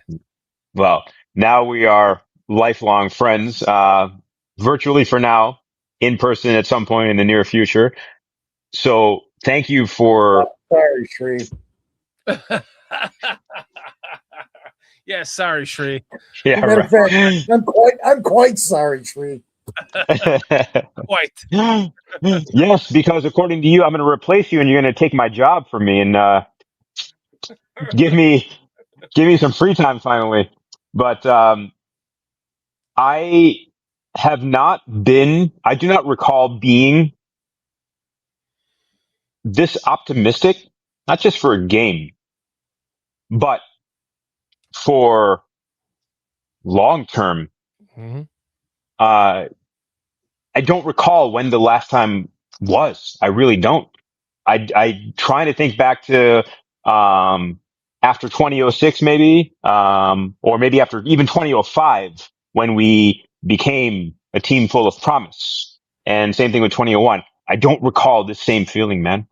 So what I really want to say from my side to wrap my end up is to more piggyback off of you now, Shorty. Next year and onwards, I would love nothing more than to do what the great teams do, which is continue building and become a perpetually building team. Green Bay didn't become perennially good because they just drafted well for a couple of years and then just stuck with them for 10 years afterwards. Gilbert Brown, AJ Hawk, all of them had, I won't say truncated lifespans, but they had a finite lifespan. But Green Bay was so gifted at building the next guy up for the inevitable day to come, which we have faltered at for many years. This is the first time that I am optimistic about that not faltering, where we need to bring in a 27-year-old or 28-year-old Khalil Mack, or however old he was, or a 29-year-old Julius Peppers, or a maybe 30-something Jared Allen. We don't have to do that. We can if we want to, but we don't have to. And I don't know if we've been in a position where the team has not felt a compulsion that we must do that now. That is the next step for us. And it turns out to not be the next step for us for various different reasons, injuries or ineffectiveness, whatever it was. My optimism trumps anxiety and fear about this weekend, to where I will enjoy every moment of it, no matter how sad or happy I will be in come Saturday night. So I thank you all again for letting me experience this with all of you and share this with all of you and listen to all of you. So, and then the audience is awesome, and they've just enhanced how enjoyable all this has been. So no matter what happens, thank you all. And, very, very big part of my heart, all of you guys know. Say right back at you, man. Shorty, before you go, I do have something I do want to say. We talked about this in members only content. Well, we alluded to it. We didn't really talk about it. Right. I am concerned when it comes to the off season, if Detroit hires the rumor to be Mike McDaniel. That concerns me. Now, I will also add, as a football fan, if I was Howie Roseman, is that his name for Philadelphia? Yeah. I would fire Nick Sirianni yesterday. Hire John Harbaugh, and then hire Mike McDaniel as the offensive coordinator, and Philadelphia would be incredible. I'm telling you, they would be in. Howie Roseman to me is the best GM in the league, and the way he gets talent, and Vic Fangio there with him. That Nick Sirianni, I'm sorry, I don't trust that guy. I just don't. I mean, I know he can win the Super Bowl. Do you know why I think Philadelphia actually could be a good fit there? The Dolphins really like to run the football, and they will like do it to a fault almost, and they get really creative with it. And maybe you say, maybe they'll listen to me for once. Maybe the NFL will listen to me and be like, you know what? This Jalen Hurts guy, he does suck. But this dead cap, all these things, we have to pay him too much money. We got to do something. Maybe they'll utilize Saquon Barkley. Maybe they'll utilize Tank Bigsby. Maybe they'll ask the quarterback to run more than he passes. Maybe they'll trade A.J. Brown and get more offensive line help, whatever. I could see Mike McDaniel to Philadelphia being a good success. And then on the flip side, going to Detroit, would he be a good fit? I think he would. It's definitely cause for concern. But again, if his calling card is running the football, I just heard the general manager of the Detroit Lions today talk about how David Montgomery's skill set deserves to be put on full display. I don't think David Montgomery will be a Lion for the 2026 season. So I don't know how they'll handle that. It's just food for thought, I guess. Carl, before I have my final thoughts, do you have your polls got this shit? Let's see if the little lucky lady there is ready for us. Oh, looks like she is. Everybody be quiet. It's my turn to talk now. And guess what? I want to see everybody's dicks out right now. All right, Shriram, you heard her. Tonight's chat polls. Polls got this shit, Foster. So two obvious polls and two not so obvious ones. Two being related to this football game. We asked the chat, out of 36 votes, how many points will the Packers score against the Chicago Bears? 58% said that they think that the Packers will score between 11 and 20 points. 22% said between 21 and 30. 17% said 0 to 10, and only 3% out of 36 votes said that they think the Packers could score more than 30. Skeptical of that, be shocked if they did. On the flip, we asked how many points will the Chicago Bears score against the Packers? 77% think that the Bears can score between 21 and 30 points. 9% actually said 0 to 10, which is odd. 7% said 11 to 20. And then another 7% said that the Bears might score more than 30. But again, that's the minority there. So your generalized prediction for this game from the chat is that the Bears will score, call it 25 points. And the Packers will score, call it 15. So they've got the Bears winning, of course. Then Nice. two other maybe these are more important questions. I don't know. You guys can decide. Is Foster standing or sitting while taking a piss? Out of 12 votes, 58% said that Foster was sitting. Unbelievable, Foster. Do you have any information for us on that one? I kind of lean, man. I'm crippled. You were leading off the 20 milligrams. There you go, bud. I don't touch the water either. There you go, bud. Another vote of 12 votes. We asked the chat, how many meatloafs has Cliff Victoria made after midnight? 33% said 6, spelled S-I-X. 25% said 7 as the number 7. Another 25% said 7, spelled S-E-V-E-N. And then 17% said 6 as the digit 6. So there you go. I'm going to say in the 3 years, it's like, it probably is 6 or 7, but I'll bet it's only like 3. It has to be during the show when he's announcing. We need a clip of Foster going 6, 7, 6, 7. As Cliff says, my Wagyu hot dogs are done. Time to end this show.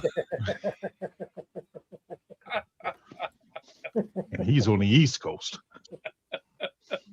Oh man, I love you, Cliff. You're fucking awesome. Jack. I want to end this with this. I'm going to stand up for this, okay? Oh, crap. Change the camera angle, please. Listen. Is he going to dance, Paige? Is he going to do this what he did before the show? This is the biggest game okay. that we have seen in 7 years now, but it's one of the biggest games we've seen in the last 20 years. It's a rubber match game against the Packers. Not only for Caleb Williams 1-1 this year, 1-1 last year, 2-2 all time, and now coming into Soldier Field in a playoff game in the first round in a wild card game at Soldier Field, 1-1 rubber match. I think that we all, including myself, need to take a little step back and say to ourselves, holy fucking shit. We just won the division, and these cheese fucks are coming to our hometown for us to kick their asses. And I know we had some down games in the last couple of games. I think that's going to propel us to this victory. And I think that this victory, I was so hesitant. I just did not want to play the Packers again in the playoffs. But I think that this victory is needed, my friends. It's needed. We need the Packers to come into Soldier Field for this playoff game for us to beat them. Why? Because this is the road to the Super Bowl. Once we win this game, I'll say that again. Once we win this game, it's going to put the confidence into the locker room. It's going to propel the team to know that they have finally, in the rubber match game of all rubber matches, 2-2, Caleb at Soldier Field and at home, or at home and at the Packers, now 2-2 in the season in this playoff game, win the rubber match. It's going to propel this team to have the utmost confidence going into the rest of the playoffs, and nothing else at that point matters, because we know and they know We know as fans, and we're going to give them that extra boost of confidence, especially with those home playoff games and everyone that's going to be there. Unfortunately, I can't. But every one of you that can be, you're going to be a part of that Soldier Field crowd that's going to be, fuck Green Bay, fuck. Actually, everyone chants, Green Bay sucks. I think that they should all be saying on national television, fuck Green Bay, fuck the fucking TV media. But when it comes down to that, and we win this game, the confidence and the momentum is going to shift dramatically into our favor. And that's going to give the boost that this team needs to be able to know that they can beat anyone. And I mean anyone in the playoffs. And that is what we need. I went into the playoffs thinking, I don't want to play these guys again. But no, I do. I want to beat them. I want to kick their ass. I don't care if we beat them by 2 points again, or by 3 points, by 4 points, hopefully it's by 14 or more. But once we beat this team, we have completely expelled the demon, and the sky is the limit in this first year of Ben Johnson's head coaching regime. And gosh, could you imagine? We win the Super Bowl this year? I mean, I want you all to think about that for a second. I want you all to really think about that and manifest it in your heads. Let's make it a reality all together. It's possible. We can do it. The Bears can do it. Our fan base can do it. And after that happens, what's going to happen? You know what's going to happen. We're going to take over the entire nation, the entire world, the entire globe. There's going to be 15 British Bears fans wanting to join the British Bears show, to be co-hosts on that show. We're going to have like Australian Bears fans. Can I have a show? Like, Shorty, you're going too far, bro. I'm going too far, but this is my final monologue of this is that I believe it's possible, and why not think big right now? It doesn't have to be next year, friends. It does not have to be next year. It can happen this season, and that's all I have to say. And I love you guys. Anything else you want to say before we get to chat? All right, cool. Let's get to our chat because you guys are amazing. Cliff, Victoria, Petty, Lara, Armando Lara, Jack Mehoff, Steve Rogers, our member. Tonight, Shorty. You guys, Mr. Mayhem. Right. I mean, Mr. Mayhem, man. We love you too, Mr. Mayhem. Thank you so much, man. Absolutely. Again, every single week, Mr. Mayhem. You are the shit. Patty, Armando, Jay Grizz, Iceberg Slim hopping in with us tonight. PlayStation enthusiast. Atmos. Minister Charles, thanks for joining us today. Minister, thank you for joining us with your beautiful teeth, Minister Charles Johnson. Everyone in this community helped to make happen. Thank you guys for making that happen for Minister Charles Johnson. You guys are amazing. Amazing. Appreciate you joining us, Walt. Walt? Yep. Oh, love you, Walt, man. Thanks for joining us tonight. 4-star. 4-star Chicago Sports. Who else we got? Skeeter. Tin Pan Dog. Tin Pan. What? Yeah, I'll have some egg rolls and some Tin Pan Dog and a glass of Zach Charbonnet.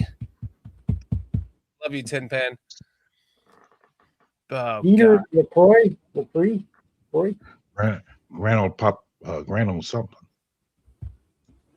Minister Charles Johnson. However you pronounce that name. Grant Lecomp. 55622. Thank you for joining us tonight. So many of you. It's so hard to go through Eddie Harrington Hailfire. 3 hours worth of chat to think. Iceberg Slim. Oh my goodness. So many of you. Love you guys. Appreciate you guys. Thank you for joining us tonight. You guys, for the 125th millionth time, are what makes this show happen. And so thank you guys. Please make sure that you check out Bearski Film and the amazing content he's putting out that I'm a part of narrating, and a lot of us. 4 Stars is part of that too. Make sure that you check out 4 Stars right now, because they are probably live right now after us. If you're still awake and you want more Bears content, go to 4 Star Chicago Sports. Awesome channel, one of our favorites. Everyone.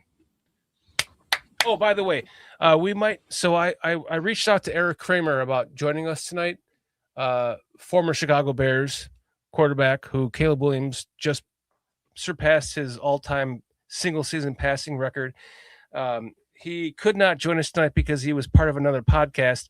However, he said that he would be willing to do something tomorrow, and I responded to him. I'd be willing to do a special show for him if he was willing to do it tomorrow. If not, we would love to have him next Thursday. So please set your notifications and subscribe and like to this channel, because tomorrow night we might have Eric Kramer on to talk about Caleb Williams breaking his all-time single season passing record. And if not, it will definitely be, well, hopefully be next Thursday on our normal Thursday night show at 9 p.m.